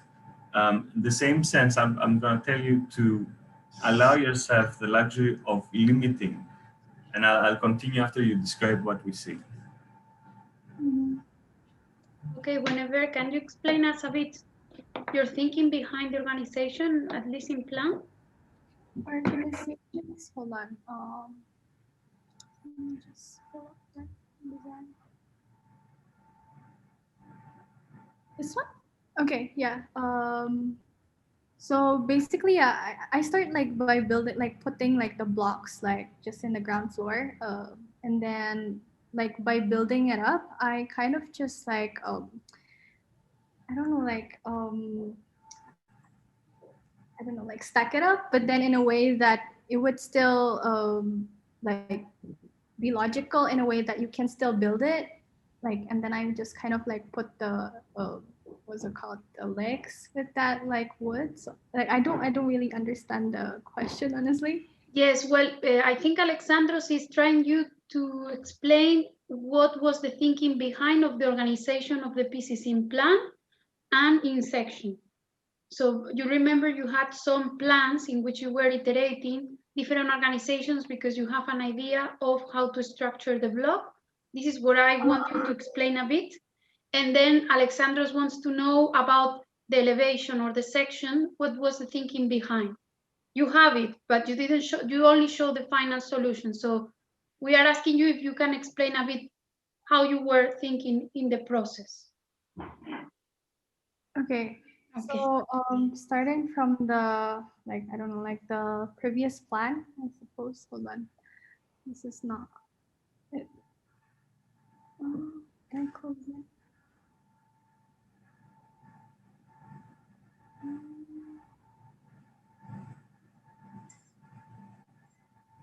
Hold on.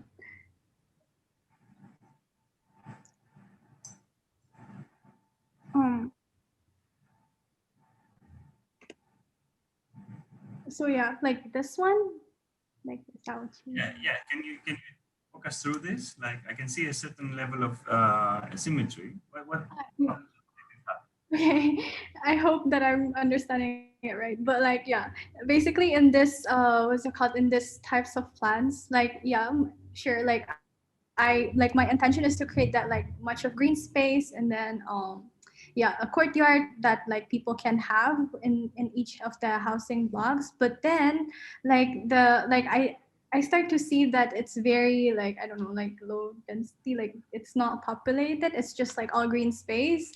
And then like I didn't build up the what's it called, I didn't build up the housings like more. So then like in the newest iterations I start to kind of like build it up. And then here also the circulations is just like vertical. People from here could just like, you know, access here, but then there's no access in a way that this one could like I don't know, like connect here, visit like that place. And so like in my newest iterations in which I do have the like ramps here, it's allowing like people to kind of like freely like I think you can see in my model as well. Yeah, like for example in this blocks they could like access here, and then that one like there, and yeah, and then there's still like yeah, there's still the green space below. And then for example this one can also like start to use this space as like something else. So yeah, I think that's it. Let me tell you this. I think it's exciting. I really like the way you go about it. It's just a moment of you telling us, I'm going to have this many blocks of this type and this many. So you kind of start to put yourself to the position of the client, saying, oh, so how many people do I want to have in this block, in this super block? Maybe you start by looking at what's the existing situation in Barcelona super block, how many people. So then you know how many of those types you need to put into this if it's still working. Maybe you find out that they need less, or maybe they need more. But that's, you start to kind of make some of your own, let's say, design decisions on how many elements. This will define your density, right? Because you talked about density. Now we need to know how many can we fit in this, or how many do we want to fit in this. And this is also something you can decide after you talk with your tutors, of course. And and the other bit that I enjoy always is the material explorations. I think you're fascinated with the wood, and I wouldn't go with, oh, you know, I'm not here, I'm there, so I have this kind of material. I think in Spain, wood is part of the construction, let's say, options. So, you know, you can avoid making that comment just because it doesn't really bring anything on the table. And you can make a lot of good things with a wooden structure. But I guess you may be taken by the also warmth that it gives. So, you know, I see all these renditions that are like nice brownish sort of color, because probably the laser cut wooden material that you used kind of transcended to your renderings. If that was by chance, you need to know this. You know what I mean? You need to consider when you start to make those decisions, if it was because of your model, your tests, that you also decided to render these images in the same sort of sense. So I don't know how you managed to do the lighting in this section. I'm not sure if it's actually true. Wait, this one is, yeah, again, this is my rendering, but then this lighting, I used natural light of sun, like I took my model out, and then, yeah. And then this one as well, I like photographed my model outside, and then I basically just like collage into the sky and everything. Okay, that's great. Because what I wanted to point out is that slanted side of one of your types. You know, sometimes this comes very handy when you have tall buildings and you want to allow the sun rays to come down to the level of the ground. So the orientation of your types can also be part of your strategy. You know, it's not just the positioning, but also the orientation.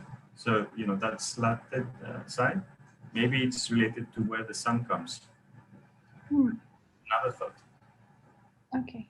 But I will allow Nacho to continue. I took too much time. Yeah, thank you, Guinevere. I think it was an amazing start. I think there's a lot of exploration and a lot of modeling, different media. You have explored this issue. You didn't formulate your argument very clearly, but it's clear implicitly. I think this idea of breaking down or creating this village, urban village, breaking down the scale of the block into something more humane is very clear, and it's very implicit, and it's I think perhaps you can work on your explanations, but I think it's a very strong start. I would say if I was doing this project, or if I was you, I would work on different scales. First is the scale of the type, no, the component, how big it is, what is the surface, how many people live there. So you can also work on the fenestration. You start working on certain patterns, no, vertical patterns, square patterns. So where are these patterns coming from? So you can work at the scale of the component. Then the second scale is how you put components together. So let's say it's a 1 bedroom, 2 bedroom, 3 bedroom. No, what are the aggregations? And the final scale would be the scale of the block. So what is the master planning? And I think that's going to take you through the whole process, no? And in every step, in every scale, you can then ask issues of materiality. And I love the fact that you're using timber, maybe not for the cladding, but also maybe for the structure, CLT, glulam, whatever. Then environment. Right now, there's no clear environment, but that's fine because you're starting. But what is the role of the leaning roofs, as Alexander was talking about? And what's the difference between the different types of houses? I would love to be inside, no, in the courtyard, not in the street where all the cars are passing. So how can you start reacting to the perimeter of the block? And how can the blocks react differently? So, I mean, this is kind of a more component-based systemic approach. You work at 3 different scales: the local, the regional, and the global. And again, the local is the block, the regional is the aggregation, and the global is the whole block. But I think it's a wonderful start, Guinevere. Thank you. Thank you very much. I think that this clarifies a lot what you have to do from now on, no? Like this kind of establishing a bit more of control by localizing different scales, for instance, or localizing the opportunities of a certain material, no? Like timber or cross-laminated timber for struck, things like that. So when you have these limitations, Alessandro was also commenting, then you have more possibilities of being precise about your design. And the intuition is good, and the way in which you put together everything is good, but probably you need this level of precision that is going to come when you start to layer your design in different scales, and also see the implications of the material you're using. Yes, it's a good piece. What I was trying you to have in the presentation is a bit of the process. Maybe you went only to the final solution or the final proposal that is good, and the models are really good, so we can understand it. But for someone who never saw how you were working from the beginning till now, maybe a couple of pages in which you can summarize these plans and sections would allow you to explain how you were moving from one step to another, and then what things you decide to leave aside and which ones you were continuing researching, trying, no? Like, so that is also part of the presentation, especially second years, because you will be experimenting and trying different things. So it's good that you, even if it's just 1 or 2 pages that summarize that, so the plans will be, that will help for everyone to see where you are going, what things you discharge, because maybe they were not going to a specific idea or a specific organization, and which ones were the right ones. So just the presentation was good. It's just that maybe you can add a bit more of that. Okay. Yep. Okay. Yes. The photographs of the models that I can see here are really nice. Very nice. Thank you. To give the idea, and even, well, you went only with trees, but this idea of how you put the environment and these gardens, maybe you can be more specific what kind of environments you want to have, like whether are trees or maybe you have grass or more free planting, or maybe there's something about people planting something. So maybe you can be more specific about this courtyard. It could be urban agriculture, maybe. So. I think to see the corridor you had connecting different parts. So as soon as you define where you have one type and the other, you start to define which ones you connect. You see that you can go incrementally. You don't have to. You can structure your thought as well as the presentation, and that will come through. All right, and you can show us that the way the density has been created is. You can even do a stop motion video, let's just say. I mean, these can be fun things you can do by taking photos. Even if you have a photo on top, like you put your phone on the top, you place the first layer of your boxes, and then take a photo, the second layer, photo, and then the corridors, and then you play around, see what happens. Yeah, when you show us what's inside, like Nacho was saying, like, so we can evaluate and then appreciate the qualities of the interior, because you have these are good, but these are the impressions, this you give to the client so that they can buy the the project. Now, I'm kidding, jokes aside, as soon as you get your hands on the plans in a more, close-up scale, you may see changes happening. Yeah. So start already, because you can be ahead. Thank you. This is true that the interiors are very suggestive. Maybe you can go to a larger scale, because maybe in terms of using wood as model maker is limiting you. Maybe you can do larger models and be more precise about the elements that you have there. Yes, I would do that. Thank you, Guinevere. Thank you. Thank you. Thank you. Oops.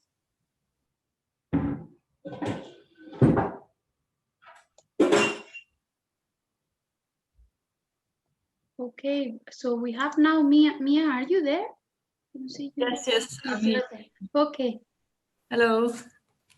Hello, how are you? Good, thank you. And you? Good. Hi, Mia. Hello, Nacho, how are you? Good. How are you? Share screen.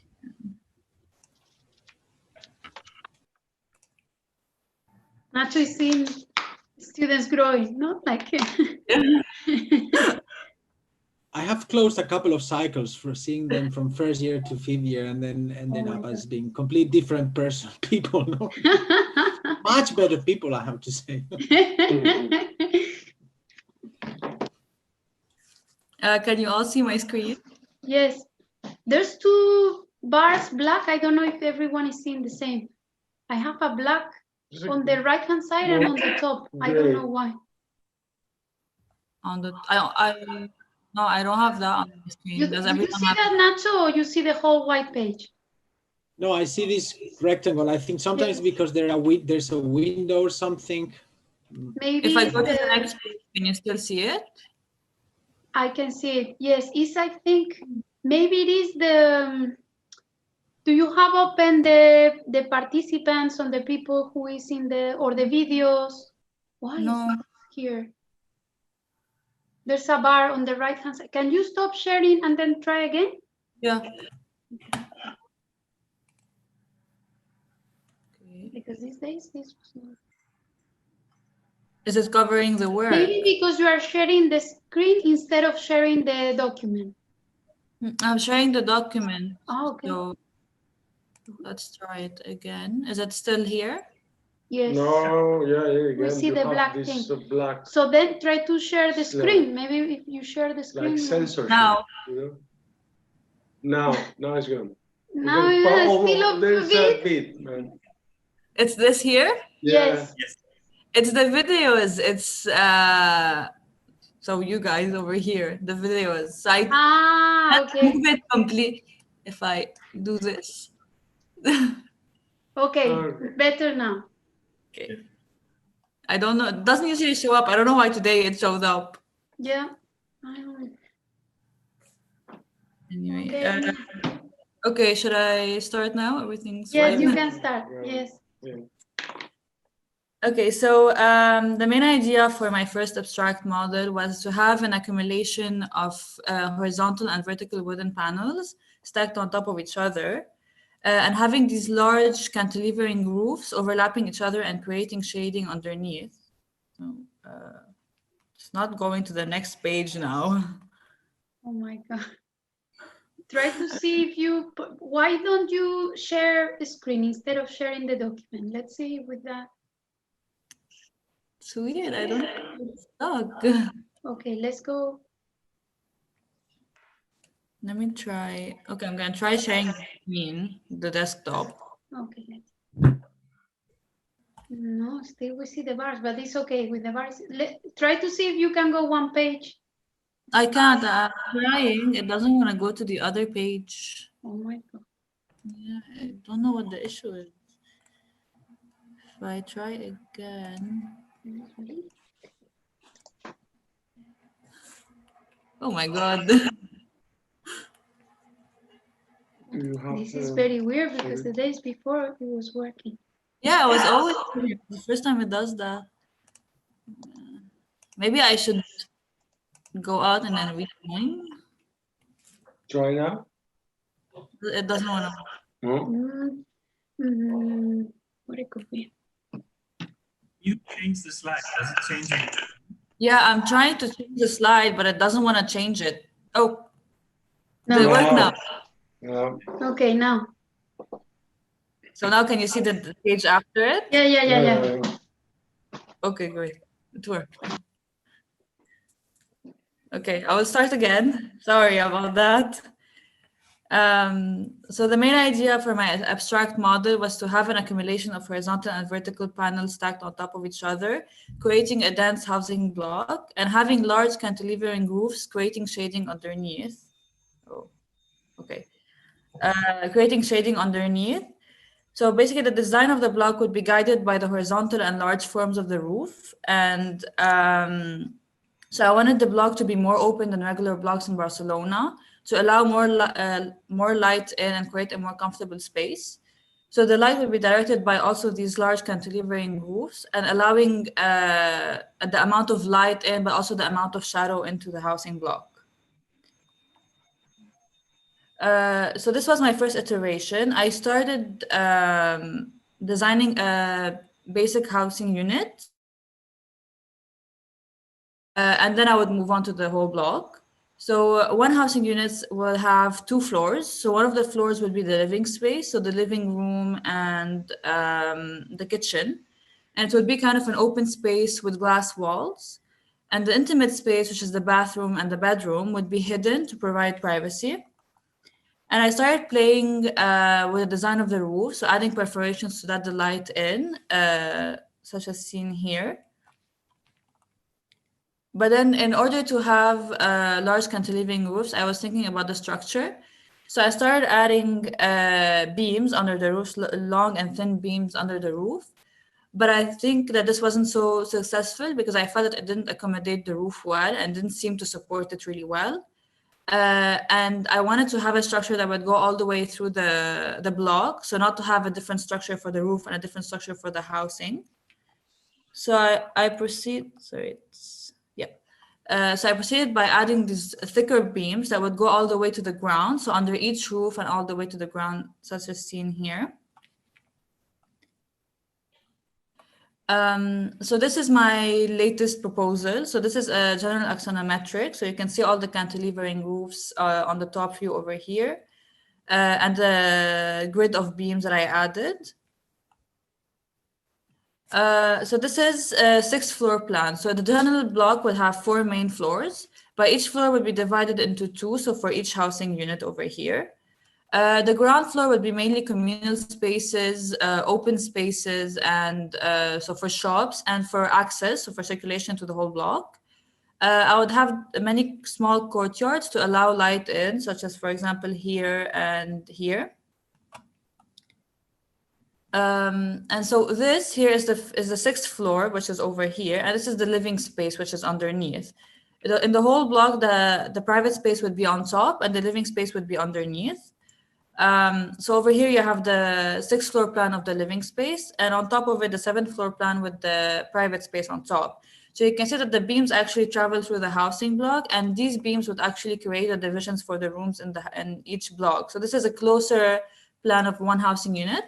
So this is the upper floor, and you can see the 2 beams traveling across. But then when you go down to the lower floor, it actually becomes columns, and with only one roof to support the kitchen. So in terms of the structure, you can actually see the differentiation between the public and the private space in the whole block. So I did this view. So I chose for materials to have wood, so cross-laminated timber for the beams, the roofs, and the walls of the private space on top. And then I would have glass for the living space to have a more open space and create a more open community. So I chose this point of view because it shows you how it feels like to be in the middle of the block and having this kind of the grid of the different beams on top. And I also did this other point of view, which is more on the edge of the block, and it shows more of an open space with the cantilevering roofs more clearly. So this is the 1 to 250 model of the full block. And I took some inside pictures to show you kind of an inside point of view of the physical space, but also front elevations of the model. I also did a more detailed model, which is 1 to 100. I was trying to show the differentiation between the closed space on top and the more open space on the bottom. So this is 2 housing units on top of each other. So I'm gonna have to go out of, because I'm gonna have to share screen again. Sorry because of that.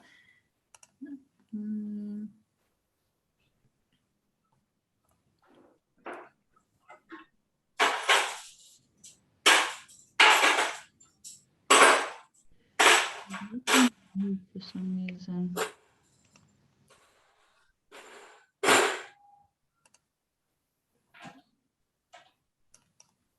Sorry, the screen is a bit stuck now. I don't know why.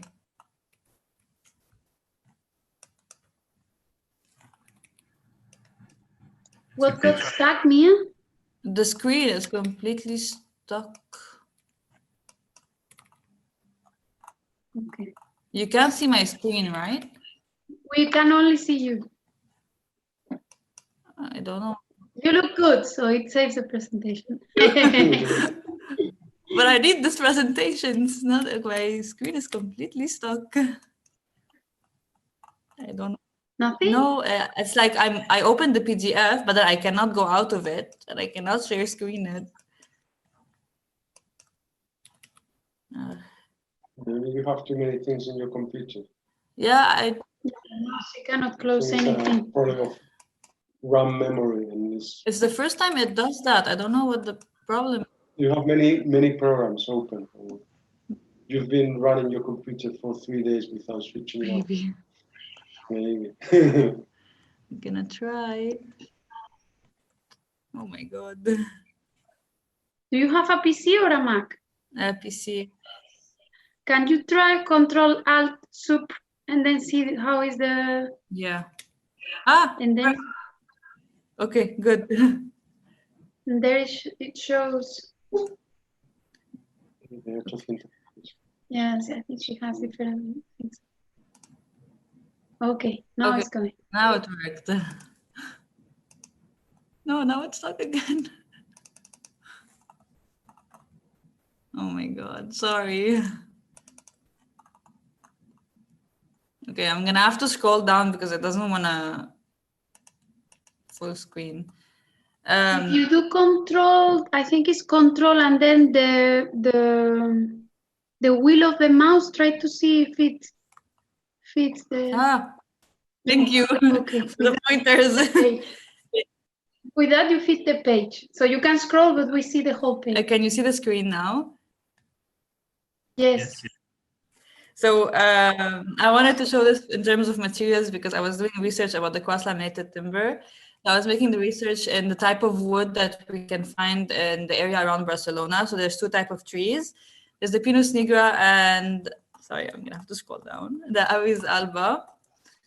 and kind of doing a more in-depth research about cross-laminated timber and also the benefits of having the roof in wood and the whole structure in wood.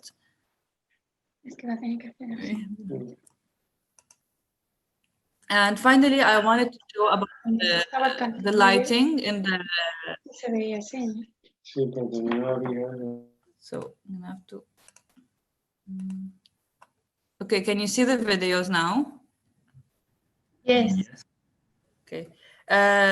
So I haven't added the perforations yet because I first wanted to see this the lighting quality in the physical model with only the courtyards.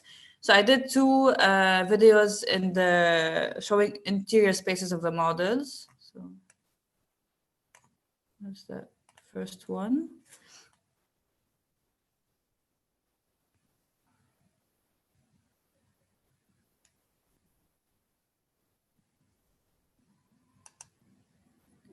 And then that's the second one from another point of view as well. So this is on the ground floor.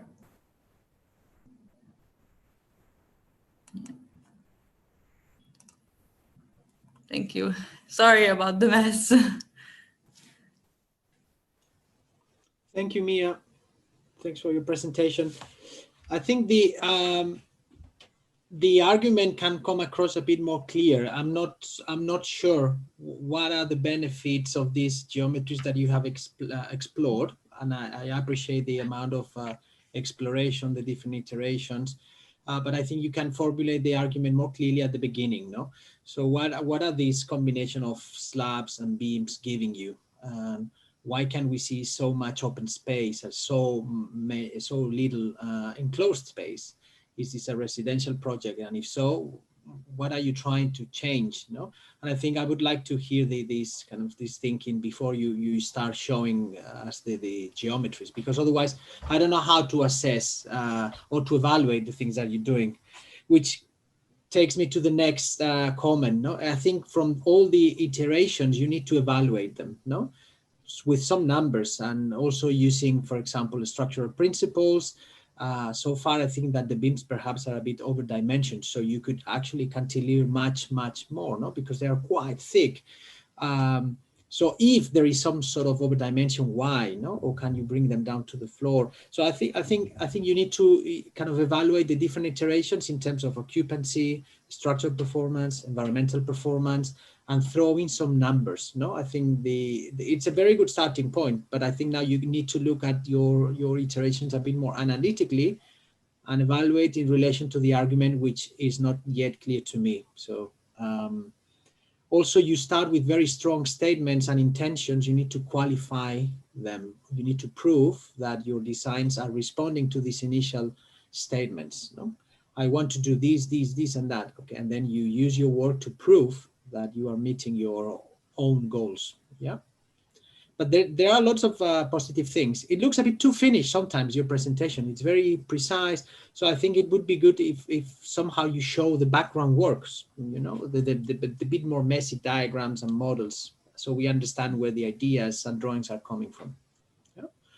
But again, lots of positive things. Thank you, Mia. Thank you.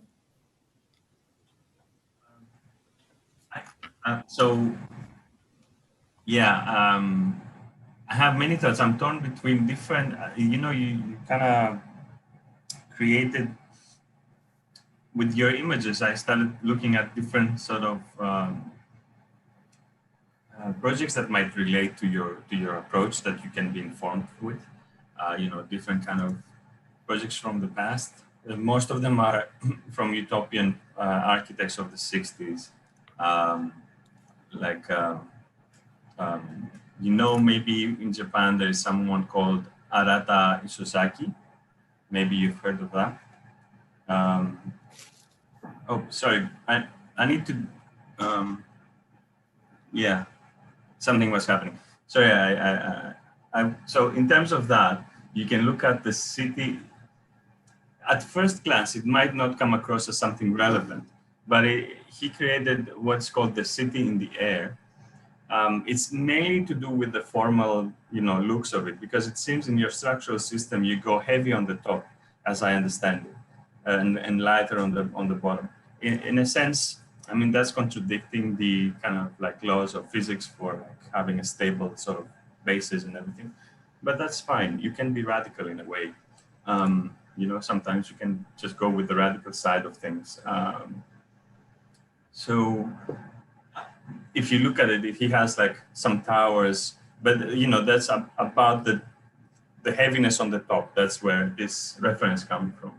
But at the very first image with your horizontal and vertical slabs that you were saying, I thought of the Freie Universität in Berlin, the layout. It's a sort of a cluster of different squares that are coming together. Can you say the name again? Sorry.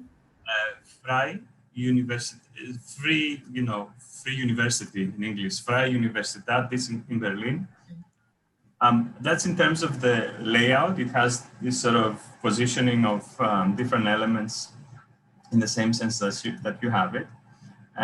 But it's like on an urban scale, it's like big. So, you know, looking at the scale of the superblock in Barcelona, you may relate to it. And try to understand the things that worked well from that and see how you can translate it in your system. Mm-hmm. Because at the moment, I couldn't also see the underlying design rules that you use to come to, you know, you started showing us that, all right, here's the first level, then the second level, and you started saying, yeah, these become columns and then they become the partitioning systems. Look, I can go into details and tell you that bedroom is not going to be good, especially during COVID-19 conditions. Think about that, right? It's very small and there are no openings and the walls are very thick. But these are like all the boring things that come afterwards. First, try to have the overall concept of the positioning, because I was missing that. Maybe you mentioned it, but that could be also a bit of your presentation again, revisiting that. Like Nacho was saying, you know, maybe there's some things didn't come through as much. You know, I always get intrigued with this sort of clustering of elements. So I'm very happy to see this project. It's just that let's try to use other, let's say, references where we want to kind of support our approach, because out of the blue, let's say, moments can be very radical, and not many architects have managed to do it. Like even this guy I was telling you, he was with the metabolists at the time who were against the mainstream architecture. So he didn't care. He was about the construction and destruction and construction again, because he was coming out of Japan after the war. So there were like these sort of things, but we are not there now. So you need to, when you do your translations, when you go and do the referencing of other projects, maybe these are not the ones, but try to consider the situation of the site that you're going to. Try to understand what's happening in Barcelona right now. So would they want to have all this different layering like that? I think there is, what is that? Parasol. You know, the scale reminds me of the fixtures of the Parasol project. Try to figure out what are the successes and failures of that project. See whether it gives you anything, regardless of the form, right? Because that's a bit more fluid, but it uses all the material systems that you want to have, perhaps. Yeah, these were my thoughts right now. I'm not sure if, hopefully this can give you some help. No, it was helpful. Thank you. Yeah, I think that something that both of them were missing is an argument that is able to, in a way, make sense of your design. From the beginning, you were telling the story of your design almost like a diary, like saying, I did this, then I did that, then I did this other thing. And this is not the way in which you should put together your portfolio. You should try to have strong argument and trying to get this. So the ways in which I'm getting this is through this, through that, through. So then you yourself, you're assessing your work, you're giving, you know, a certain criteria to choose which is better and which is worse. And then we can see if you're doing fine or not, because it's very difficult to assess if you don't have that argument. Mm-hmm. Apart from that, I think that you have to be a bit more careful about the performance of the structure, because sometimes it was looking a bit strange, like the way in which the beams were in the opposite direction of the cantilever. So these things, I mean, it could be like that if something happens, but it didn't seem that you have a lot of control on the relationship between the space and the structure. So maybe look more carefully to how it would work, and maybe it could be another of your limitations, because there are two different things: limitations coming from your argument because you want something to perform in a specific way, and limitation coming from the material that you have chosen or the units that you are using. So these two things are going to be able to give more rigor and precision to the work that you're doing. That is intriguing, it's nice, but we still don't know exactly where it goes. Yeah, I think the images that you have where we can see the building in the city that we saw in the last tutorial, I think are the most suggestive ones. That's why maybe Alexander was thinking about the idea of city in the air, maybe something you can consider. No, a city that is floating, that is up, that is not at the ground is very little, but then up is where you have the city, and then you start to enjoy the city in a different way. No, not from the ground, but from the roofs or from the sky. And maybe that could be something that you can consider. So it can perform in terms of platforms, but maybe they can perform about bridges or cantilevers that go into the city. But I agree that from the beginning, you need a first slide that you explain your idea of the living and the idea of the blocking itself. And maybe it could be this city in the air. And then from there, you can explain everything you have today. But true that you need to evaluate every single testing that you have. Mm-hmm. But if you say, I want an aerial city, a city in the air, you need to know why and which are the qualities of the air. Because if not, you say, yeah, I want a city in the air, it's not enough. You need to get deeper into what it means, that why I want to have that, which are the consequences of that for me that are relevant. For the benefits, no? Which are the benefits of that? That maybe is not in the city right now. What Nacho was saying from the beginning. I think that he was very clear in the feedback relating to this. Mm-hmm. Okay, next time we will rehearse with you to see if it works, the PDF and that. But I think you need to clean up a bit in terms of maybe external drive or something. You have many things in the computer. Thank you. Thank you, Mia. Thank you, Mia. Thank you very much. Okay, so we have the last one. That is Gita. Are you there? Because she's from. I need a 1 minute break. I'll be back in 1 minute. No problem. Yes, couple of minutes. So Gita, prepare your file and everything, and then we go with you. Okay, perfect.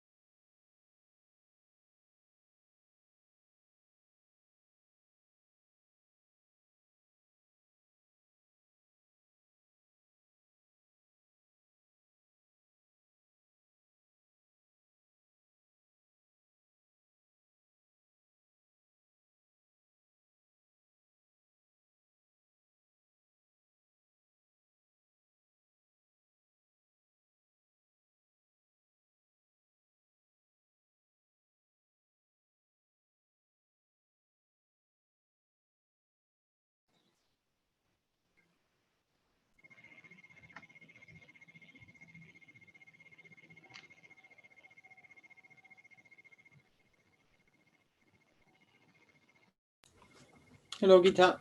Hello, how are you? I'm good. How are you? Good, thank you.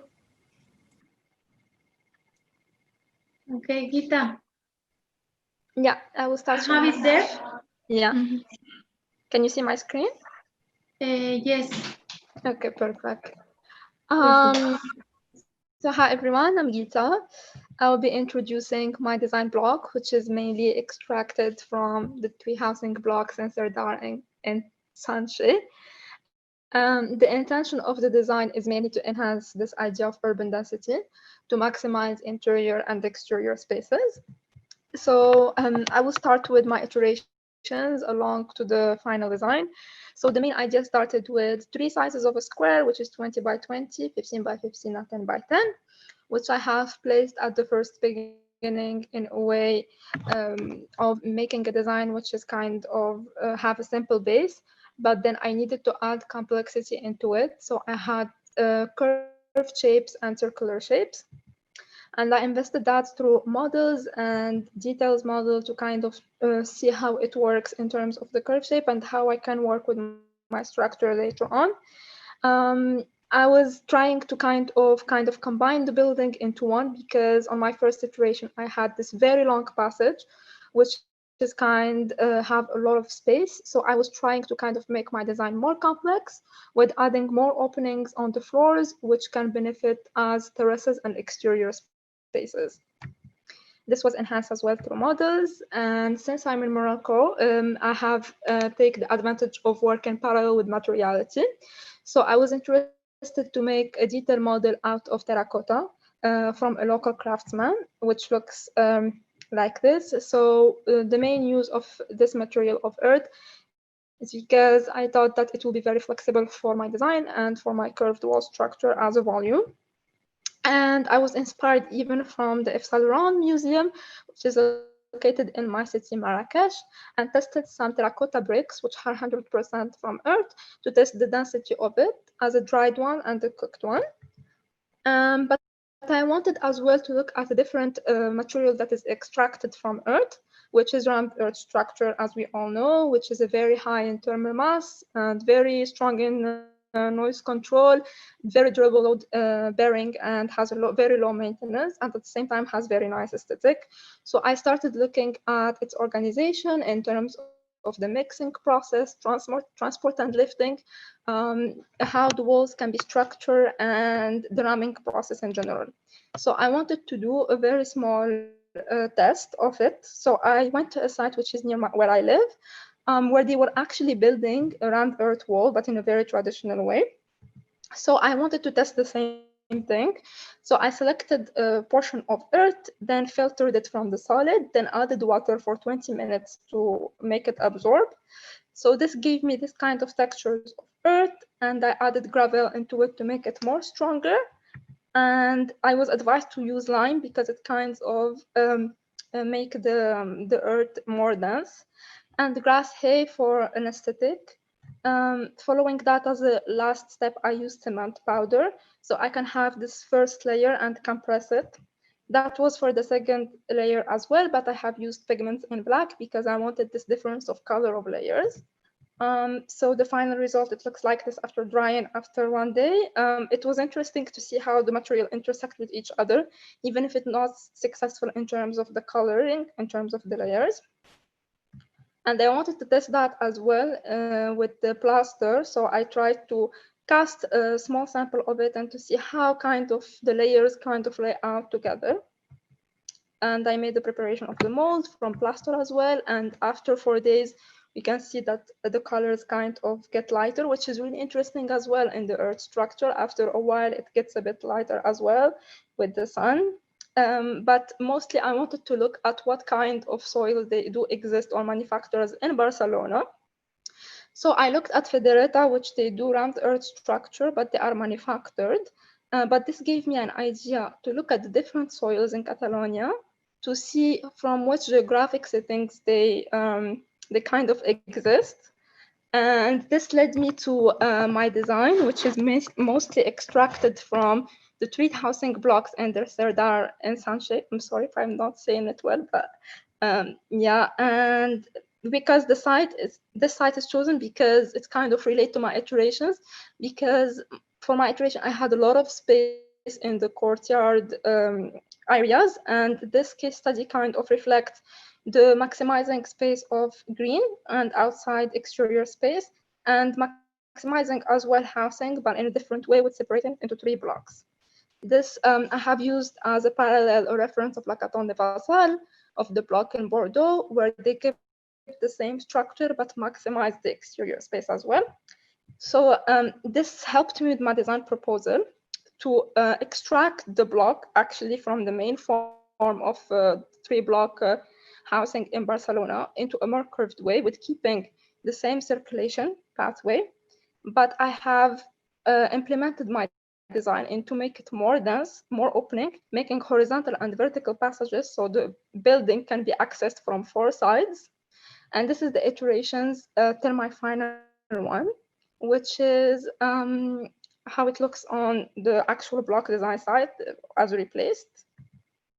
And I did a study of the sun path. It's really have an advantage of the design that can get a lot of sunlight because of the orientation, which is kind of an advantage. And this is my first floor plan showing the advantages of the pockets that is used. The main purpose of the pockets is to create this small communal courtyards for each block, and I implemented the same trees that are mainly on site. I didn't want to remove them. And I have the passages that the site can be accessed from different pedestrian passages. That's the second floor with creating more curved opening to have terraces and benefit from the weather at the same time, kind of duplicate this idea of exterior space into higher levels. And this is the third floor, which shows the same idea, but in a more advanced way. So I have selected 3 zoomed in interior plans. One of the ground floor, which shows this idea of collectiveness of 2 better units. On the first floor of 5 units, which have a communal living together. And on the last floor as 4 units housing, but it's really nice to show how this transition of you can access the space from the exterior, from the interior to the exterior as well, and the sequence from first floor till 3rd floor. We have here diagrammatic sections showing a bit of the materiality of the building and how it lays down. A general volume with the initial model, which favorized the lighting of the pockets, the passages, circulation, volume, and terraces. It is a side view of it. And a collage showing the spatial quality of it with the lighting. Another one showing depiction of the shadow. And the detail model, because I was investigating the soil in Catalonia, so I tried to depict the same aesthetic in terms of colors to make it more realistic for my detail model, and tried to make a collage which shows the exterior, the volume, how it interacts with the scale of the humans, and the lighting as well, how it's positioned. So yeah, thank you.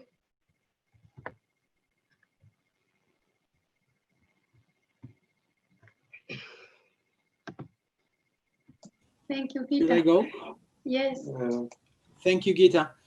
Thank you very much. There's a lot of, again, it's quite developed. You can imagine the spatial qualities and the kind of the interior views and the model living quite well.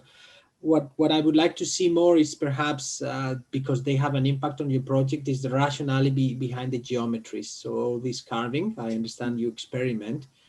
And I would say it's very difficult right now to justify these gestures. And you have a wild range of shapes, from kidneys to beans to, so I think perhaps if you, and also I can see the ETS growing quite a lot, and it has a kind of a presence already. So perhaps the idea of prefabricated panels where you need to restrict the range of curvature. So you have 2 or 3 types of panels that have curvature, and perhaps that has to do with the structural performance.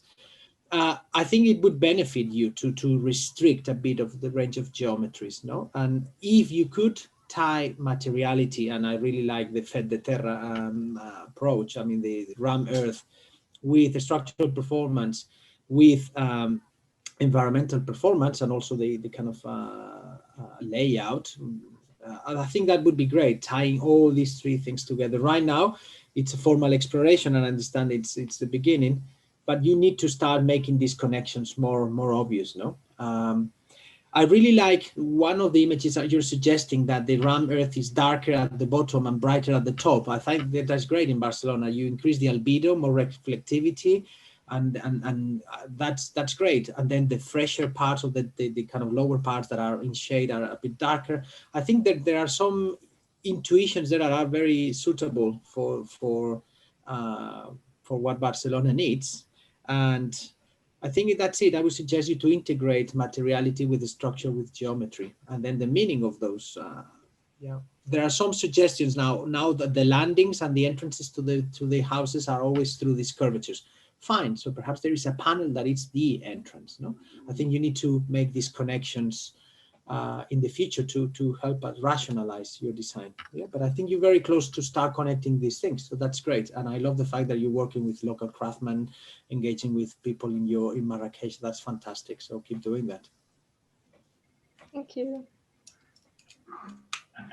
I also see the qualities behind your material testing. I really enjoyed the photos of your, going through the whole process, explaining the steps you took. I think these are good things to have in a presentation like now, because it does help people like myself and probably Nacho, who didn't see that before, how it came along.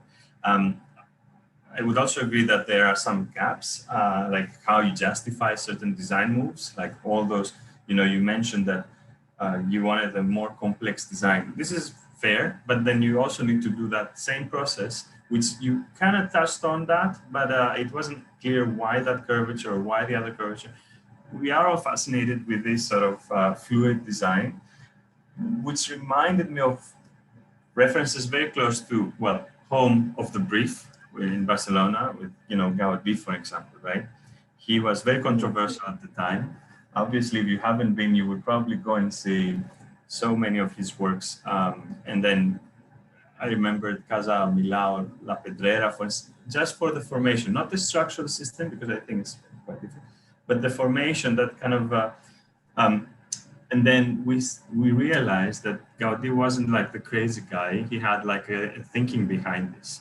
And a person called Mark Burry, he deciphered that. So he kind of managed to continue his work with the Sagrada Familia. So it's not like it was just, out of the blue, he started like making those curvilinear forms. He had a more of a mathematical approach. So I'm not saying that you go back to math, but again, maybe you have some rigor in the way that you also form your curves. And another reference, one from Gaudí, and I'm not promoting his work, I remember them because I really enjoyed my visit there, is the Park Güell, but in terms of the qualities of the material, the different layers that I saw in your rammed earth, that's purely visual. It's purely visual. It's the differentiations in color that you're also very interested in, because I think you mentioned that. Maybe you can make it stronger as a statement for your case, because color does affect different qualities of the space. It absorbs less or more sunlight, therefore less or more thermal. How do you call it? Thermal radiation. So you can make those connections in a way. You don't have to become the expert scientist, but you can go with that. It's going to be a fair comment. And also, I think color is not as appreciated as it should be in architecture anyway. So you can investigate and get the permission of your tutors and see what you can do. Yeah, for sure. Yeah. And you can use color. One thing that I forgot to mention, which is very important, within the process of making these samples of earth and the bricks and everything, I come up to the conclusion that for my TS, the structure, since I, as a person, I could do it. So I'm thinking for my TS, the building will be self-built from the inhabitants or the community that will live in there. So yeah, that's the the main reason for why I was kind of doing this Earth sample, which is a bit bigger to see the capacity of a human being and how much time it takes. But of course, it needs a lot of research and development to happen. But that was kind of shedding light to TS. So yeah. Are you scared with your TS? Because scared? No. No, okay, because you're paying a lot of attention to it, and it's great. But I think there are some design decisions still. So don't lock certain design decisions because of the technical studies.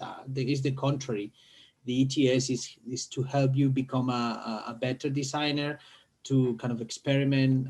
So don't commit to certain things. I mean, I like the idea of self-build, but you need to be realistic. Very often, if you throw that thing into the project, you are limiting what can be done, and then you end up with a kind of very low-tech, primitive set of geometry. So be careful with that, no? So yeah. And I think perhaps what I forgot to say is why you're doing this. No, I think a very strong argument is it's a cooperative. Where is this soil coming from? Are you excavating, or how you connect the input of material to something that is happening now in Barcelona? Is there any big buildings where you can get all this soil from? So I think this connection to the local culture, to what's happening in Barcelona. So I think in short, it's the argument. No, I think it can come across much more strongly. Yeah, sure. Thank you so much. Thank you, Gita. Gita, I think that there is a lot of work. There is a lot of beautiful moments. Lots of beautiful moments in your portfolio. I love the models, the research, everything. But it is clear that the two main things that you're doing in your design are not clear in terms of why you're doing those.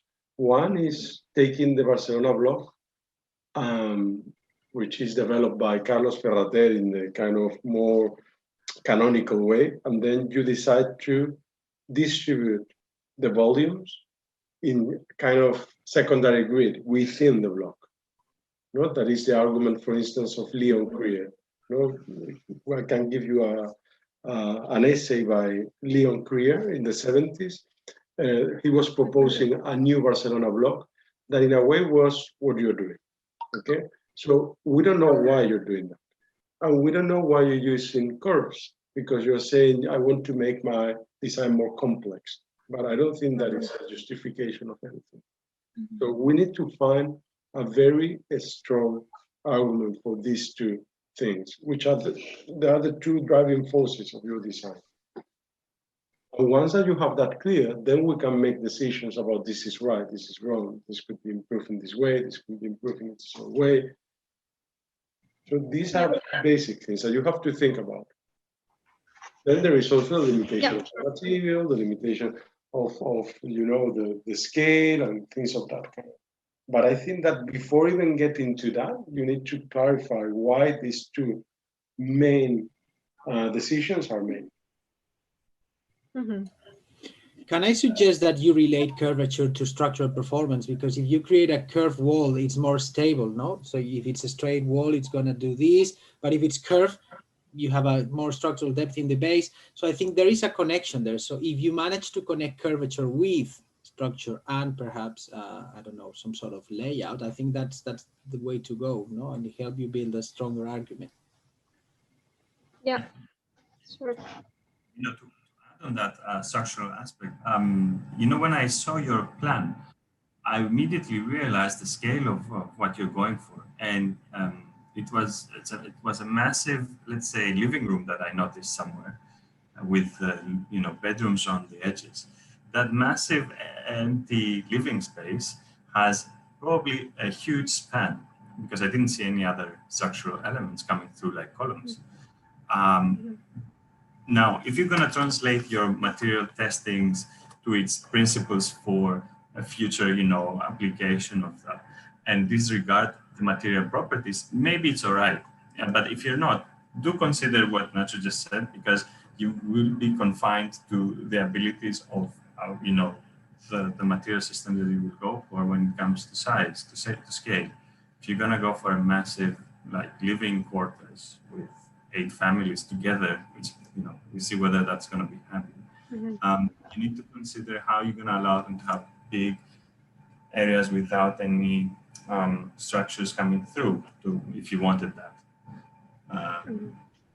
And, you know, I think a way to justify, if I can maybe give a suggestion, when it comes to free forms, you know, you can look at what's on Growth and Form by Darcy Thompson. There's a quote where he says, like, apparently the form can be described by, you know, can be described due to the action of force. So, you know, force meaning perhaps gravity in your case or something.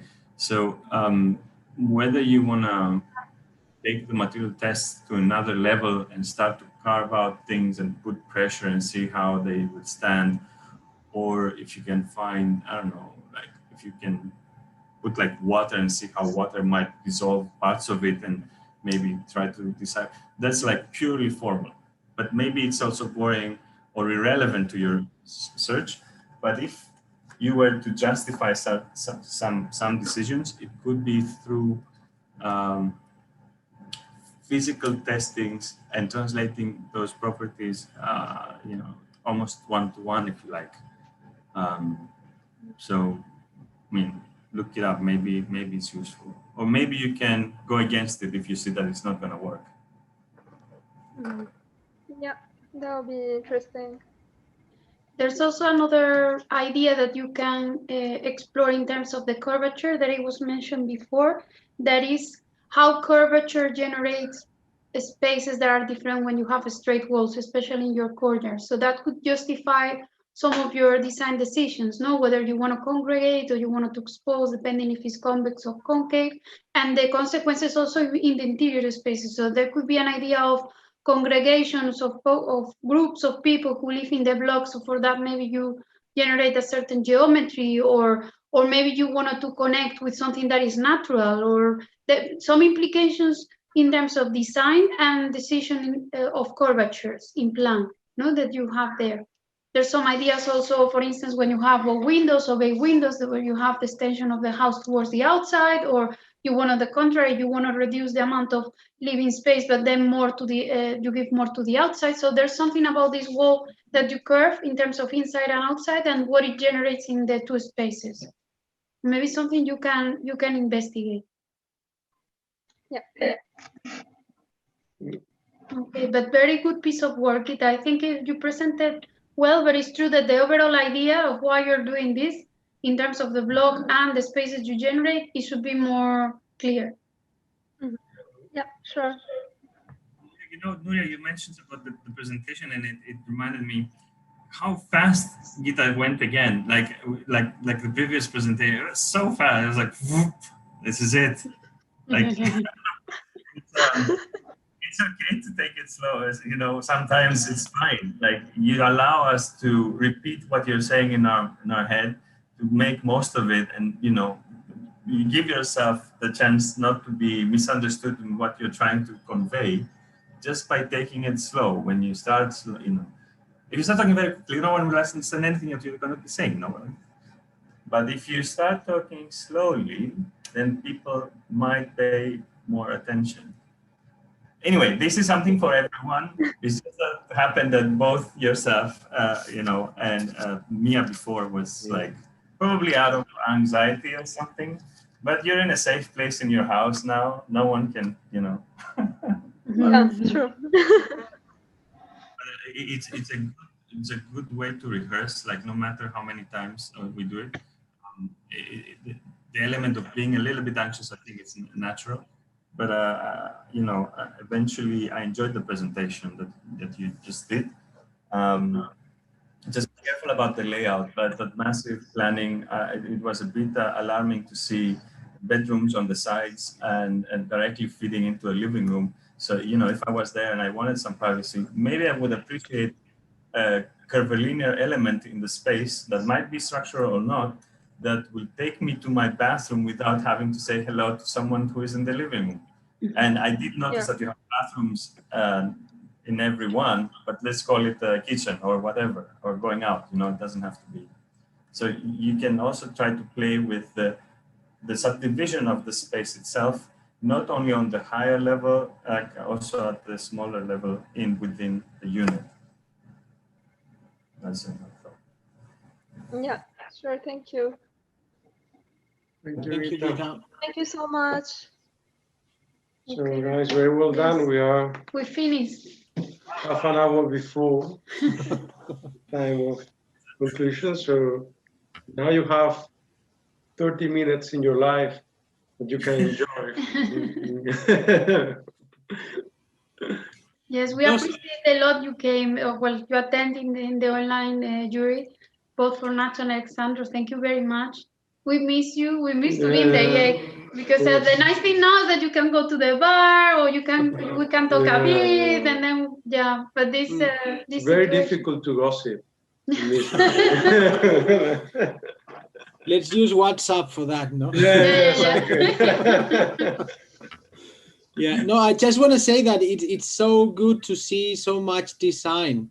So it's so refreshing to be talking about tectonics, design, space. It's great. I mean, and I would love to be able to do that in every single unit at the AA. So, I mean, it's very refreshing to come to your juries and see so much formal, spatial, architectural exploration. And also I was surprised to see so many physical models. Now everyone is kind of afraid of adding physical exploration in their briefs because of COVID, but I think you are demonstrating that it's possible, and the students are finding their ways through, I don't know, local industries. And I think it's a wonderful example. So I think, all the units should have a look at what you're doing, because some of them retreated and they are working digitally. So no, let's keep on doing physical things. So that's fantastic. Yeah. Thank you, Nacho. Thank you very much. I agree. It's always great to come to your jury. If 1 year I'm not invited, I'll be offended now. You know? Okay, hope to see you both later in the year, if it's very good. That is possible. Yeah, we would appreciate to have you here. Thank you. Thank you very much. Bye. Take care. Thank you. Bye.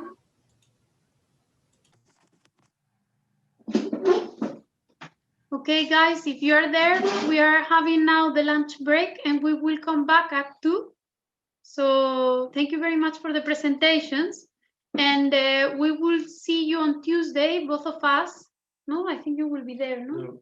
In a tutorial, so we can debrief what we listened today. And please, for Tuesday, prepare these 200 words and the title. I think it's very important that you start to have clear, at least for now, what you are trying to do. Okay, that I think it was a comment that it was done before from Nacho and Alexandros to have it for the end of the term jury. But we appreciate a lot the work and how brave you were to make the model, like that you truly went for that. I hope you enjoy it. I think you did, but no, I think it's quite impressive that, and as Nacho is saying, everyone is retreating from doing the models, and in the end, sorry, I disappear. No, in the end, you're proving that it's possible and that you can be, let's say, sensitive, empathic, all these things that the physical work has, that we are missing so much in these days, and through your work we were able to enjoy it and to feel it so much. So great job in terms of models. We're very happy with that. Gita, I have this Leon Queer thing. Maybe you can have a look. It's the name of it is. You can send through WhatsApp. Okay, I send you a WhatsApp. Okay, this better. Okay, something else I wanted to say is that Nacho and Alexandros were making a lot of comments in terms of structural behavior. That is good, but we want you also to think about other parts, that is the sensitivity, the effects, the use of light, the coloring, the space, the consequences of the space that you are generating. This is very important because the structural behavior is important as well, but this will be more developed in TS than in the unit. Okay, you think in parallel, but try to reflect on the spaces. Okay, okay, we go for lunch. We go for lunch. We see you later. Thank you. Thank you. Thank you. Thank you. Are you going to use the same link for the afternoon session? Yes.